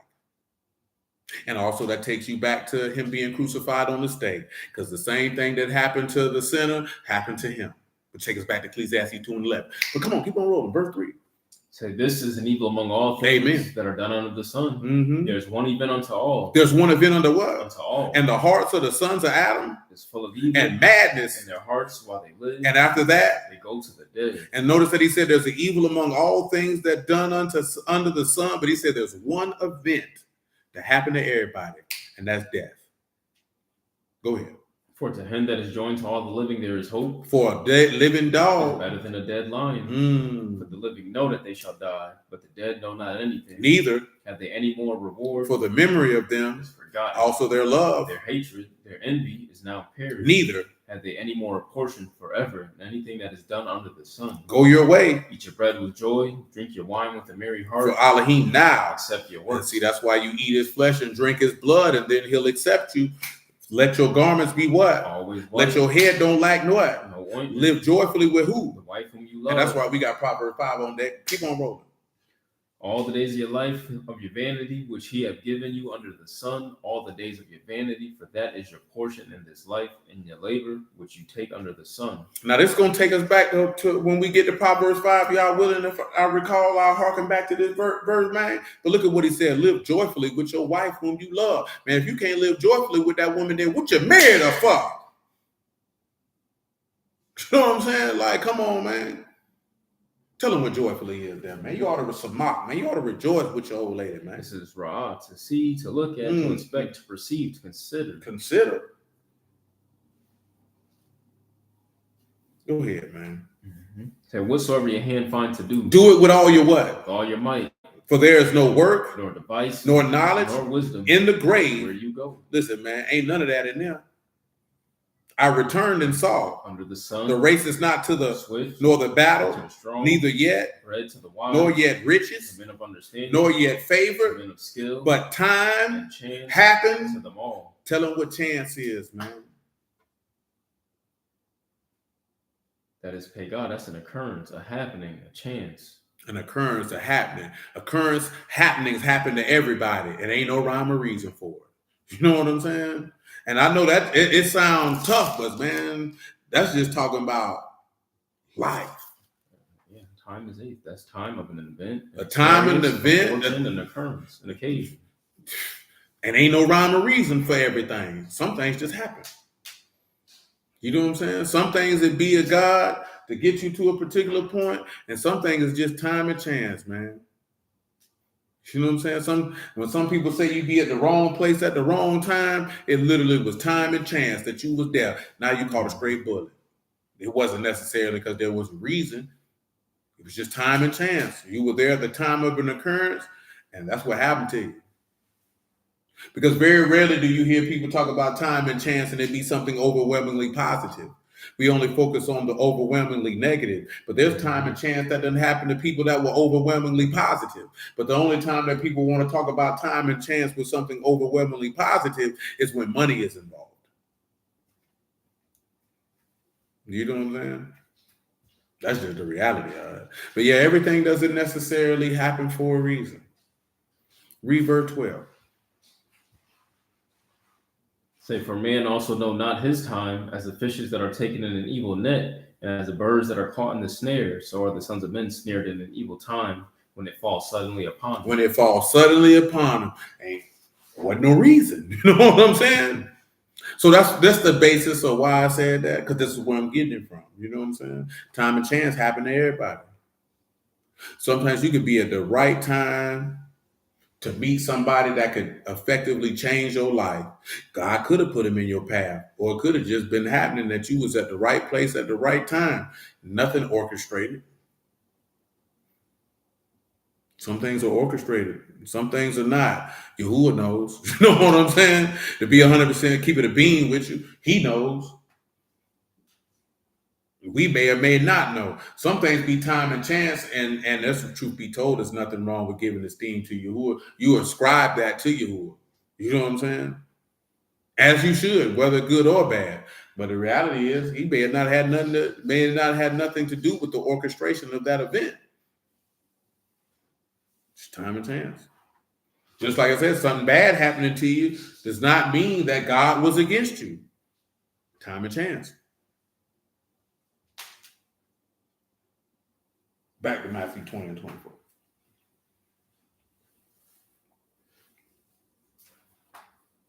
And when the 10 heard, they were moved with indignation against the two brethren. But Yahushua called them unto him and said, you know that the princes of the Gentiles exercise dominion over them, and they that are great exercise authority upon them. That's right. But it should not be so among you. Whosoever will be great among you, let him be your minister. And whosoever will be chief among you, let him be your servant. And even as the Son of Man came not to be ministered unto, but to minister and to make his life a ransom for many. So that's what you have to remember. You didn't come to be served, you came to serve. That's what he was telling them. He said, no, we don't do that. He said the Gentiles do that and they're benefactors. He said, we don't do that. You may have authority over these people, but you don't rule over these people. You don't lord over these people. Again, because what do you have authority of? The administration and the application of the word and the running of the house. Not over the people per se. You know what I'm saying? Because we just read, he said they have rule over you. Mm-hmm. Go back to that Hebrews and tell them what rule means in that verse. We're going to wrap this up in a moment. There's too many verses. It'll take me from the overarching point that we've been dealing with.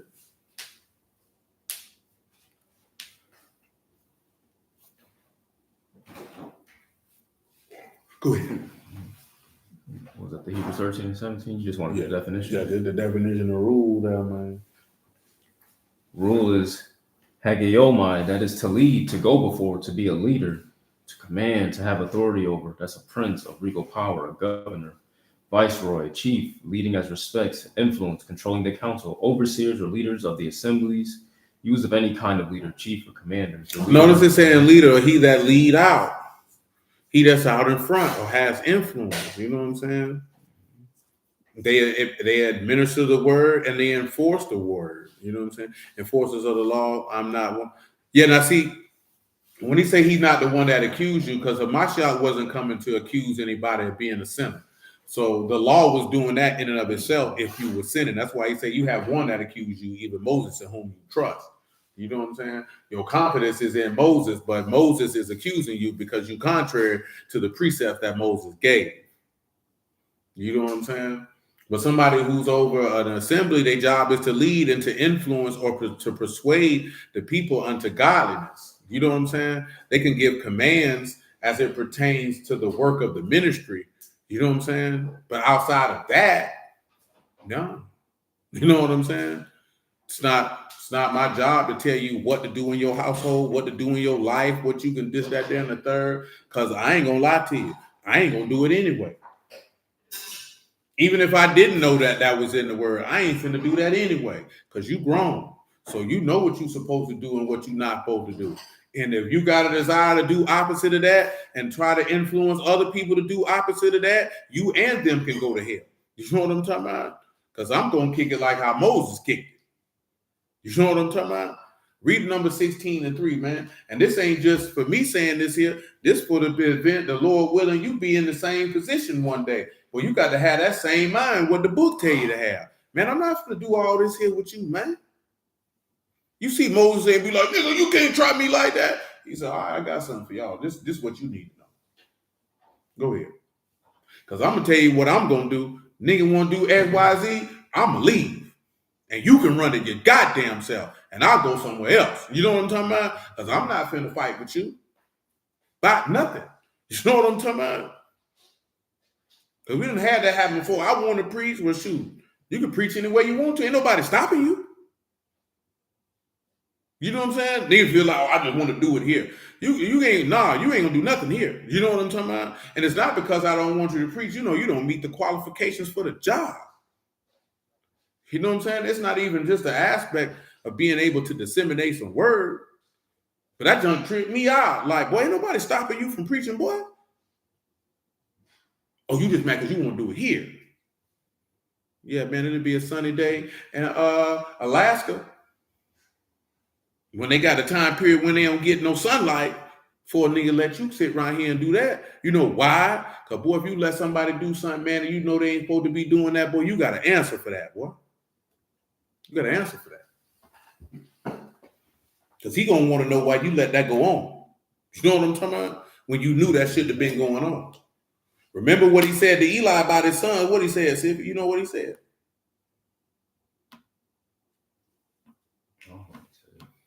Man, Yahuwah told Eli, man, you knew your sons was doing X, Y, Z, and you didn't restrain them. You ain't check them. You ain't do nothing. You know what I'm talking about? You let them continue on, dishonoring the sacrifice and knocking women down at the tabernacle door. My Lord. My Lord. Now, ain't that something? Go ahead, man. And saying they gathered themselves together against Moses and against Aaron and said unto them, you take too much upon you, seeing all the congregation are Kadash, every one of them, and Yahuwah is among them. Wherefore then lift you up yourselves above the congregation of Yahuwah. When Moses heard it, he fell upon his face. What did he do? And he spake unto Korah to all his company, saying, even tomorrow Yahuwah will show who are his, and who is Kadash, and will cause him to come near unto him. Even whom he have chosen will he cause to come near unto him. This do, take you censers, Korah and all his company, put fire therein, put incense in them before Yahuwah tomorrow. And it shall be that the man whom Yahuwah do choose, he shall be Kadash. You take too much upon you, you sons of Levi.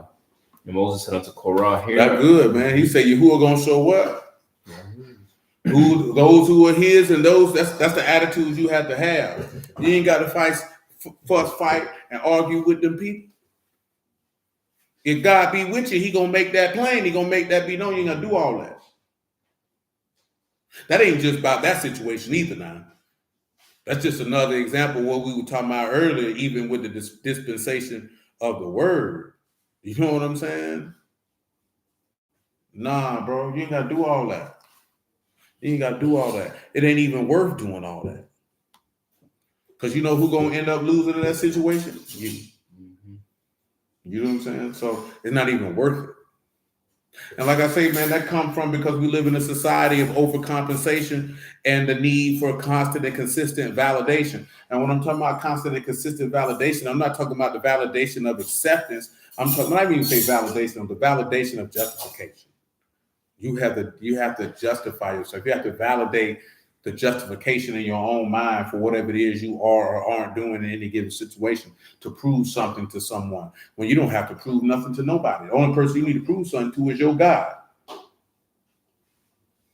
And you know what I'm talking about? I ain't got to prove nothing to you. Who are you? You know what I'm saying? Now, when I say that, meaning it's different if, say, like Paul say, examine me, or you testing the spirit to see if they are God or not. That's a different conversation. But, man, I ain't got to prove nothing to you, bro. Not in the context of strife and contention, or you feel like, nah, man, you know what I'm saying? Go play with yourself. Don't play with me. You know what I'm saying? And you can take that however you want to take it. You ain't got to take it into no sordid and vile connotation. You know what I'm talking about? Because people play with themselves all the time. You play with yourself mentally, spiritually. You do whatever you want to. Don't play with me. Play with yourself. Because I'm not going to join in with you. You stay over there with that. Life hard enough than to be dealing with the folly of other people. And that's what a lot of people problem is. You taking on the folly and stupidity of other people, fighting with him. Now you carrying that baggage with you. You should have left him at the TSA checkpoint. That's what you should have left him at. You know what I'm saying? Y'all have to really, really learn in life to learn to leave people standing right where they at with the nonsense that they carrying. Like, nah, bro, I'm not doing that with you. Now, people going to call you all type of names, and they going to do all type of baiting. You know why they do that? To try to draw you into the argument. You know what I mean? Man, you got that, cuz. Call me what you want to call me, but guess what? You ain't going to call me. Late for dinner, nigga. Straight like that. Come on, man, to run this Proverbs 10 and 16 real quick, man, and get out the way. Now, for real, man, I'm telling you, man, life be so much better. I ain't talking about, like, say, you debating sports and all that stuff with your friends, man. You know, you do that for sport and conversation. You know what I'm saying? But, man, I ain't going back and forth with you about no word, blood. I ain't doing that. Say your mom always say that you got to leave some people behind. See, I'm not talking about leaving people behind like your mama was talking about, because that's a different scenario. Dang, I ain't see none of y'all on my screen. My junk ain't never refreshed. I thought it was just Jay, Sean, and Mika in here the whole time. I'm not talking about like some people you just gotta, hey, I ain't gotta deal with you no more. You know what I'm saying?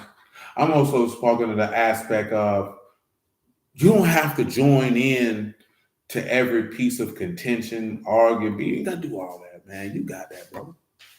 I ain't gotta prove nothing to you. Just like I told you, man, I used to tell people this, like, you know, niggas crack your mama jokes and all that type of stuff. But at the same token, nigga tell a nigga say something about you in my life, bro. I don't care nothing about you saying, nigga, you don't know my mama. You know what I'm saying? So you saying that is not going to offend me and move me, but you talking about my mama, you ain't never seen my mama before. You know what I'm saying? Like, you get on the internet, you know how some people be bullying, they be talking crazy. You know what I'm saying? This, that, there, and the third. Man, nigga can't say nothing about me and you don't know me for real. If you ain't never seen me, been around me, you know what I'm saying? I don't care nothing about what you got to say about me. Nigga, I don't know you. You know what I'm talking about? I don't know you. And you don't know me. So whatever you got to say about me don't mean nothing to me. Because, nigga, you don't know me. You know what I'm saying? And you have to remember that when people like, this person don't even know you for. Why is you investing energy going back and forth with somebody who can't even tell you, who couldn't even point you out if you was walking down the street? You know what I'm saying? If they seen you and then they wouldn't even know that, yeah, I'm going to slap the fire at you when I see you. And they ain't even know they looking at you as you slapping the fire at them. You know what I'm saying? Like, I had a real life experience, man, where I'm standing in front of the spot where I sold dope at with dope in my pocket. As a police detective walk up talking about me. You know what I'm saying? Asking about where I'm at, and he looking dead at me.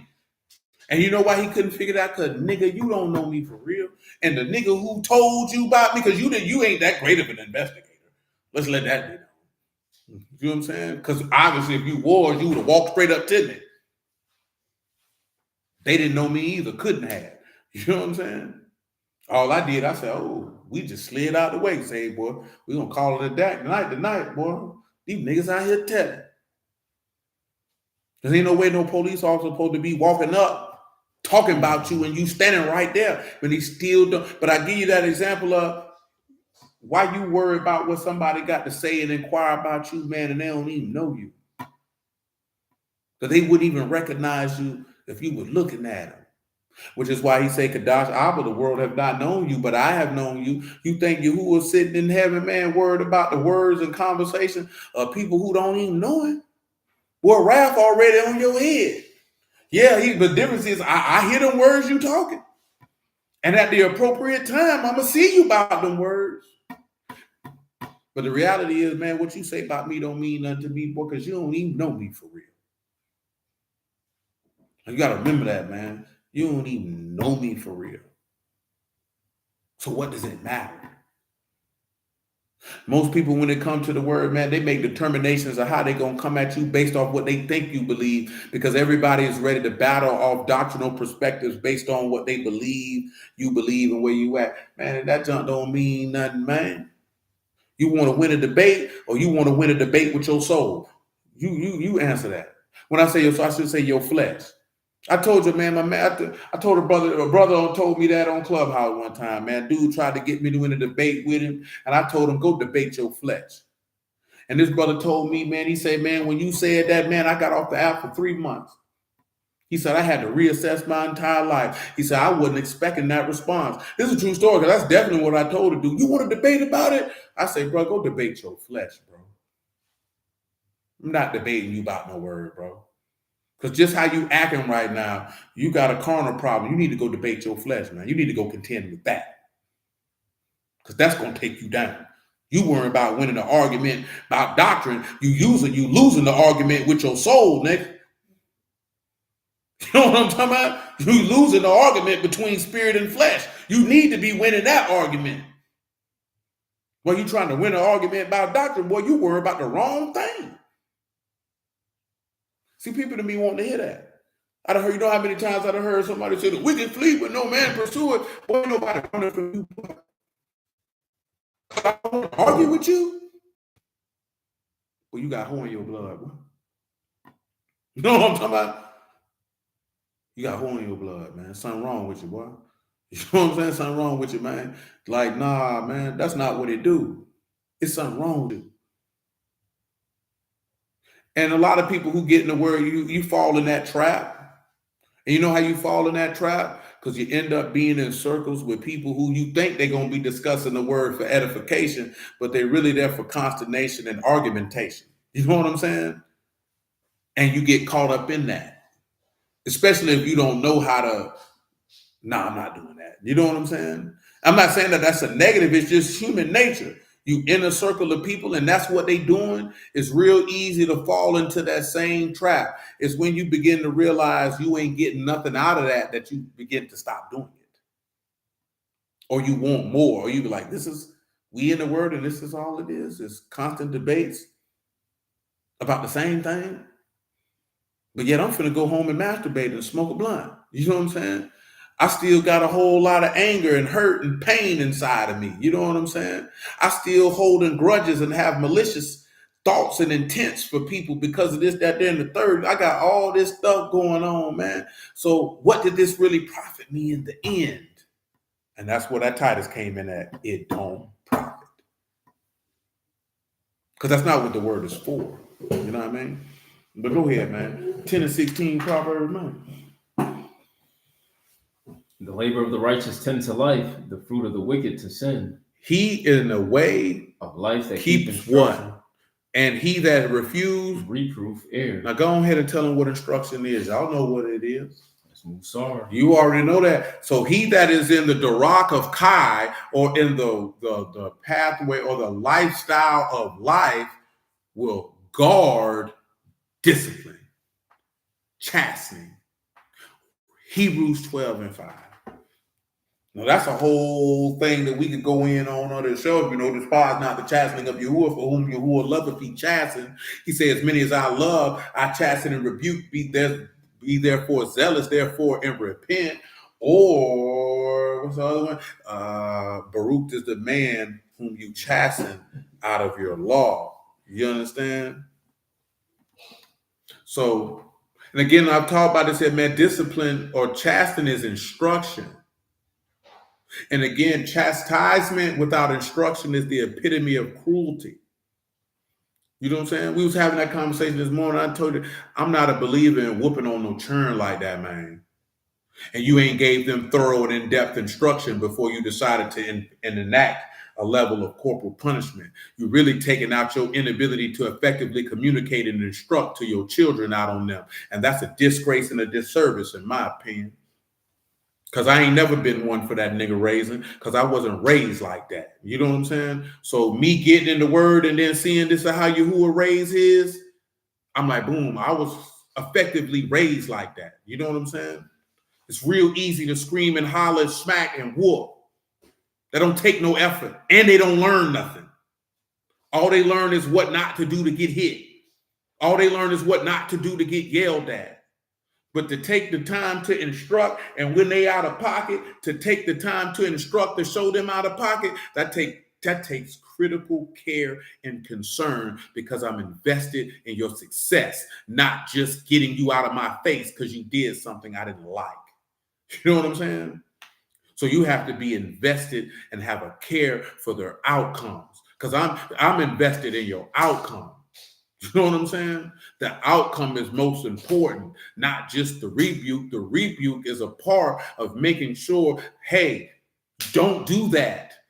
This is why you don't do that. Why did you choose to do that? Let me show you how that's a faulty way of thinking so you don't do that. Because if you continue to do that, this is what's going to happen. And when you have that, that's when they will guard instruction. We were talking about this morning, right? When I was telling you about how it came up about the dude talking about his wife cheating on him, right? And I was like, people, I say a lot of dudes wife up scallywags. You know what I'm saying? And you wifing up the scallywag because you not wanting to see the scallywag for who she is. And then I mentioned, and my homegirl was like, women do that. I say, but at the end of the day, you stupid. You know what I'm saying? It's just like, man, people don't want to hear that. I say that's the problem. See, people are like, it's their tone. It's not the tone. It's not how anybody communicates anything. If you don't want to hear it, it don't matter how they say it. If that's what you want to do, it don't matter how they say it. And I told her, I said, I didn't have them problems as a young person. I said, you know why? Because I valued the opinions and instruction and guidance and advice of my mama and my daddy and my granddaddy and my auntie and my uncle, because I know if they was telling me something and they was correcting me on something, they were doing it for a reason. You know what I'm saying? Not just to be doing it. I was not one of them people who had to learn from experience. Absolutely not. I could literally learn from the instruction you've given me and the mistakes of others. That I ain't got to go through that. You know what I'm saying? I ain't got to go through that. And I say the reason why people don't guard discipline like I just described, because I told her, I said I had love and respect for my people. See, most of you niggas don't love and respect your people, man. That's why you don't listen to them. Now, I can understand because some people ain't worthy to be listened to. You understand? So when it come time to listen to Yahuwah, it's going to be difficult for you to have that love and respect for the instruction and the discipline that he given, because you ain't had that for your parent, because you feel like, man, they don't know what I ain't never sit back in my entire childhood. I can't recall a single solitary time that it ran across my mind that somebody who was older than me that was giving me instruction, who I had respect for, that I felt like they ain't know what they were talking about. Because I know niggas like, that nigga don't know what he talking about. Man, that's youthful pride that make you say that. You have no experience. You ain't seen nothing. You don't did nothing. And you got somebody who done did it and been there, and you thinking in your mind they don't know what they talking about. You's a fool. Now, it's one thing if you know the person who talking to you is a fool. You know what I'm saying? But you ain't going to regard what they got to say. That's crazy to me. You know what I'm saying? I ain't never look at my people like that. Oh, they don't know what he talking about. I ain't got to listen to them. Man, they don't know nothing. Nah, I ain't had that mind. I really didn't. Because I was always around people who were older than me. You know what I'm saying? Because you got the game. You know what I'm saying? You got the info. Now, of course, there's some life situations your people may have not even been abreast of to give you the game on, and you had to go through that. You know what I'm talking about? But man, look here, man. I ain't never went against nothing my people told me, man. And I'm being dead serious about that. I ain't saying that out of I'm great, this, that, there, and the third. That's just a level of respect I have for what they had to tell me. You know what I'm saying? Because I knew unequivocally that if they told me something, it was for a reason. You know what I'm saying? Y'all have mercy on this old man. I knew when Damon came and told me something, or he pulled me to the side like, little nigga, man, what is you doing? I know he telling me that for a reason. So why am I going to disregard what he's saying when I know he's telling me this for a reason, man? Man, when I was younger, man, my homegirl I already knew, man, this nigga fool with a nigga, we down with each other, man. I know if she telling me something, man, it's for a reason. You know what I'm saying? This is when you know you got people around you who care about you, man.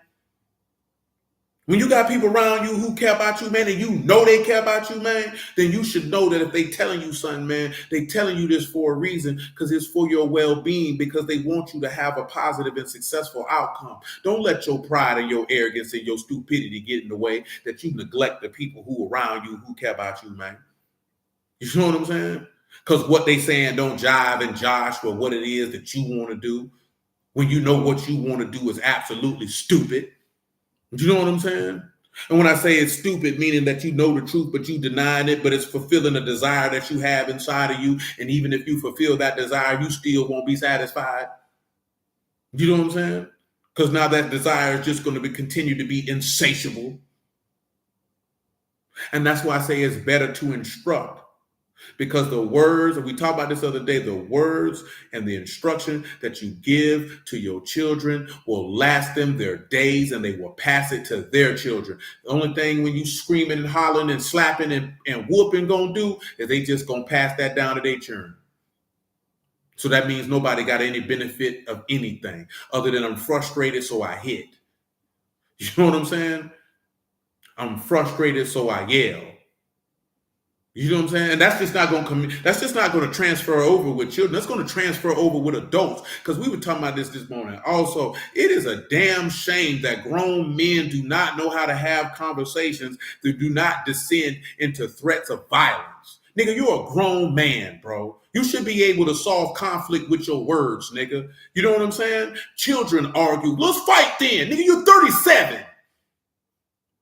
What is wrong with you? You don't have the ability to communicate, to solve conflict with your words, bro. Like, are you serious, man? But you know where that come from? Because your parents didn't have the ability to solve conflict with their words. Your parents didn't have the ability to instruct you when you were out of pocket. So therefore, you have not developed the mental and emotional and spiritual capacity to be able to do so. So the only thing you know how to do is emotionally lash out and desire violence. Nigga, that is not maturity. That is childlike state. You're an overgrown child. Go put on a diaper. You know what I'm saying? Like, that's how you have to pause and look at stuff like that, man. You should be able to solve things with your words, bro. No dispute should ever get to the point where now you want to get violent because of a disagreement or you not having a meeting of the minds. That's pathetic. That's pathetic. You know what I'm saying? That's not something we should be proud of as a group of men of a particular people group, that we don't have the ability to solve conflict or to have disagreements without it resorting to some type of violent threats or insinuating of some type of physical harm. That's ridiculous. It's ridiculous. You know what I'm saying? That ain't even talking about we supposed to be in the word, because that's what we were talking about. These niggas supposed to be in the word threatening about what they gonna do to somebody. And you thank God with that, man? My God, City. Hebrews 12:5, so we get off here, man. We'll revisit this here, and I got to make my intertwining the Proverbs 5, Lord willing, on tomorrow. Y'all seen in the group chat what I told you about tomorrow, so y'all play that how you play it. He's saying, you have forgotten the exhortation which speak unto you as children. My son, despise not you the chastening of the Lord, nor faint when you are rebuked of him. Mm-hmm. For whom the Lord loved, he chastened, and scourged every son whom he received. That's right. If you endure chastening, God let him deal with you as with sons. For what son is he whom the Father chastened not? That's right. But if you be without chastisement, whereof all are partakers, then are you bastards and not sons. So that's why he say he that's in the way of life, keep instruction. Go ahead. And we can deal with that. Look here, man. But y'all picking Proverbs, and y'all already know that because we had a foray of going through Proverbs for the testimony. You know, we can get saucy with that, you dig? And I'm trying to stay on schedule, but it's difficult. Continue. So furthermore, we have had fathers of our flesh which corrected us, That's and right. we gave reverence. Shall we not much rather be in subjection unto the Abba of Ruachs and live? That's right. For they truly for a few days chastened us after their own pleasure. But he, for our profit, that we might be partakers of his Kadash. That's right. Now no chastening for the present seemed to be joyous but grievous. Nevertheless, afterwards they yield the peaceable fruit of righteousness unto them which are exercised thereby. That's right. Wherefore lift up the hands. That's good. Mm-hmm. And he that walk in the way of life is always going to guard that discipline. Why? Because he bought the truth and he sold it not. Also instruction, wisdom, and understanding. He sought and acquired the discipline. You know, we have our standard, you know, discipline is doing what you don't want to do when you don't feel like it. But discipline word-wise is self-control. It's continual adherence to the word. You know what I'm saying? It's the accepting the reproof and the correction when you are outside the lines. You know what I'm saying? So when you want to walk in that way of life or that lifestyle that pertains to life, because you're doing the labor of life that the righteous do, you're going to guard that instruction. Gonna keep it close. You know what I'm saying? And like I said, because discipline is literally instruction. It's literally instruction. You know what I'm saying? We take discipline as, that's why they call it corporal punishment. You know what I'm saying? Because that's what you see. Whoopings and all that is really not discipline. That's a punishment. You know what I'm talking about? Like, you have to really, really realize that that's a punishment. That's not discipline, because there's no teaching going on. You're punishing. We have to kind of navigate away from constantly wanting to punish and instruct, because punishments don't last. Instruction lasts a lifetime. You know what I'm saying? And if it's the instruction of God, it lasts for eternity. You know what I'm saying? Because there is a difference now. Like I was telling the brother earlier this morning, like, and I told y'all this before, like Don Joanne, you have to get aggressive with her, because that's the only thing that she seemed to want to understand. Now, that is the caveat that I have to add. You have to implement discipline according to your child. There is no one size fits all, because every child's personality is different. You know what I'm saying? Some children you don't have to do all that with. You know what I'm saying? Some children you might have to drop a foot and they behind, unfortunately. You know what I'm saying? Because that's the only thing they understand. Like I was telling them earlier, man, what I think I told her this other day, one thing I've learned from reading history books is white people only understand violence. That's the only thing they understand. You know what I'm talking about? Straight up. You know what I'm saying? I ain't saying that to be disparaging or nothing. I'm just telling you what I've been able to ascertain through the reading of books, from the watching of the news. You know what I'm saying? That they don't respect diplomacy and things of that nature. They respect violence. That's how because if you do that with them, it's not going to get a favorable response. Some of y'all, you looking at your son like, I hear what you talking. I got to kick him upside his head. You know what I'm saying? That's the only thing he respects. I get it. Because, boy, we have to borderline always threaten Joanne with violence, because that seems like that's the only thing she understands. You know what I'm saying? She'll look at you like, you know what I'm saying? And she'll get it, because I ain't going to lie, certain things she'll correct herself, but sometimes you got to get aggressive with her because she's stubborn. You know what I'm saying? So what you going to do? She's 3. That's what they do. You know what I'm saying? Is what it is. So hallelujah for Yahushua in the word, man. I appreciate y'all. And I bless y'all the house of Elohim in the name of Yahushua. You know, always just wait and consider, keep on pushing, man. You know what I mean? Keep on standing, man. Bump with these niggas talking about, get your soul saved. And because that's what matters. That's what we're here for. That's what we're doing this for. I would hope. Again, I appreciate y'all. Bless y'all the house of Elohim in the name of Yahushua. I love y'all. Y'all know what it is on tomorrow, man. You know what I'm saying? Amen. I praise you, Lord. So, you know what I mean? So, you know what it is. Lord willing, we'll be back at it. Amen, man. Love you too, bro. Hold it down. And make it do what it do till that time, because my magnesium kicking in. So it's over for thou. You know what I'm saying? Till tomorrow, though, y'all. We out of here.